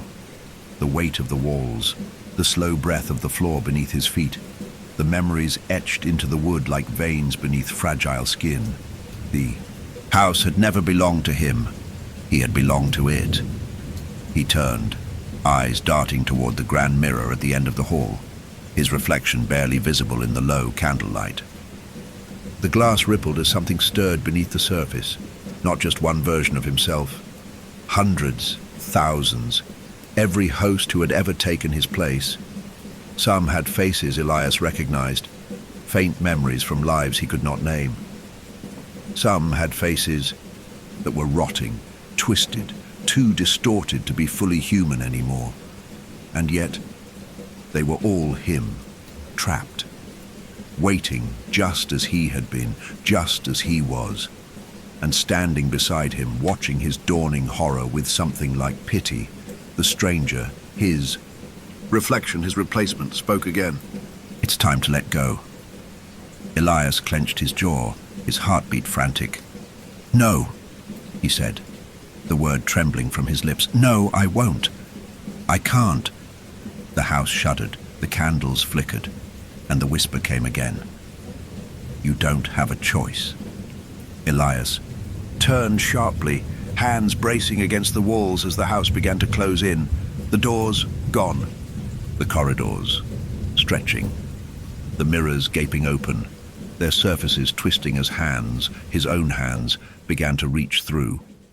He tried to step back, tried to run, but the house would not let him.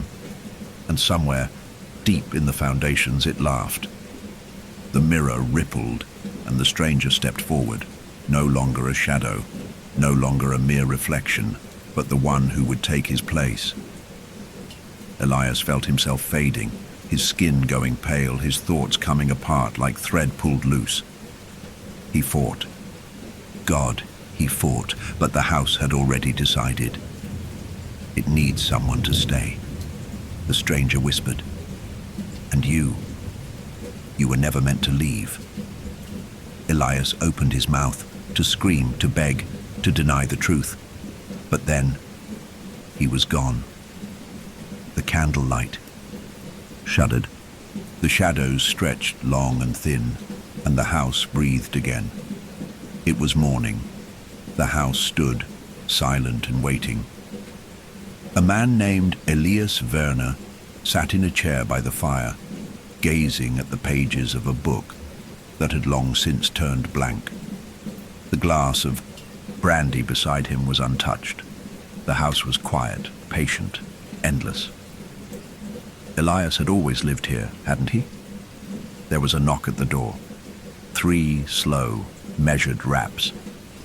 He did not rise at first. Then slowly, his hands found the wooden arms of the chair.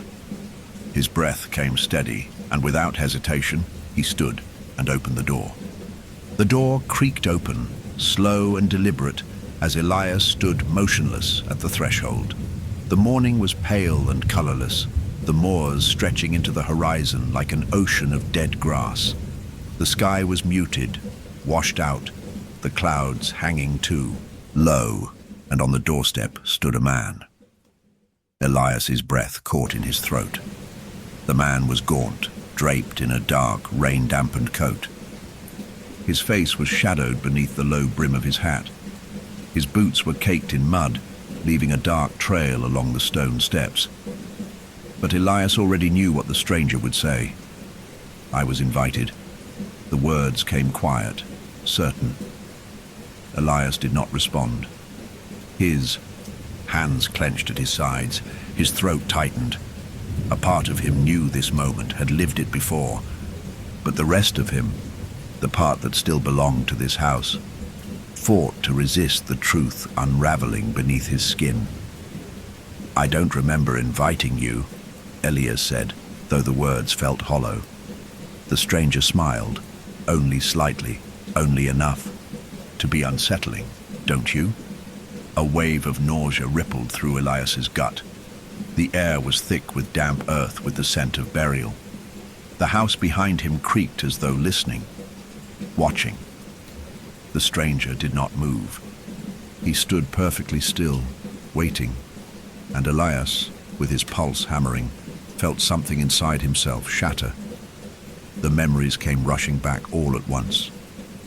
The endless cycle, the guests who were never truly guests, the reflections stepping forward, replacing him, the house, hungry, waiting, demanding a host, and Elias, forever the one who welcomed it in, his fingers trembled at his sides. "You're here to take my place," he whispered. The stranger's dark eyes gleamed. "I already have," he murmured. The house breathed, the walls groaned, the air tilted, shifting in a way that made Elias's skin crawl. The very fabric of his existence quivered, stretching too thin. Because, yes, the house had already decided. It had chosen. The moment Elias had opened the door, the moment he had let the stranger inside, he had already begun to fade. He tried to fight it. God, he tried, but the truth was undeniable. The stranger was whole, solid, present, and Elias was vanishing. His skin felt thin, his edges blurred. His breath no longer left warmth in the air. His heartbeat had slowed to something faint, something distant, something not entirely real anymore. And in the mirror beside the door, his reflection was already gone. The stranger stepped past him, into the house, his boots clicking softly against the wooden floor. The house settled, content, the very walls seeming to pull him in. And Elias stood at the threshold, blinking against the brightness of the empty sky. He turned, slowly, back toward the warmth of the firelit parlor. The stranger had already taken his seat in the chair. He sat as though he had always belonged there, legs crossed, fingers resting against the wooden armrests. A book lay open in his lap, though Elias knew the pages had already begun to turn blank. A fresh glass of brandy sat on the table beside him, untouched, waiting. Elias opened his mouth. No words came, his voice gone, his breath fading. He took a single step forward. The air around him shuddered, and suddenly, he was no longer standing inside the house. He was outside. The door shut behind him with a soft click. Elias stumbled, disoriented.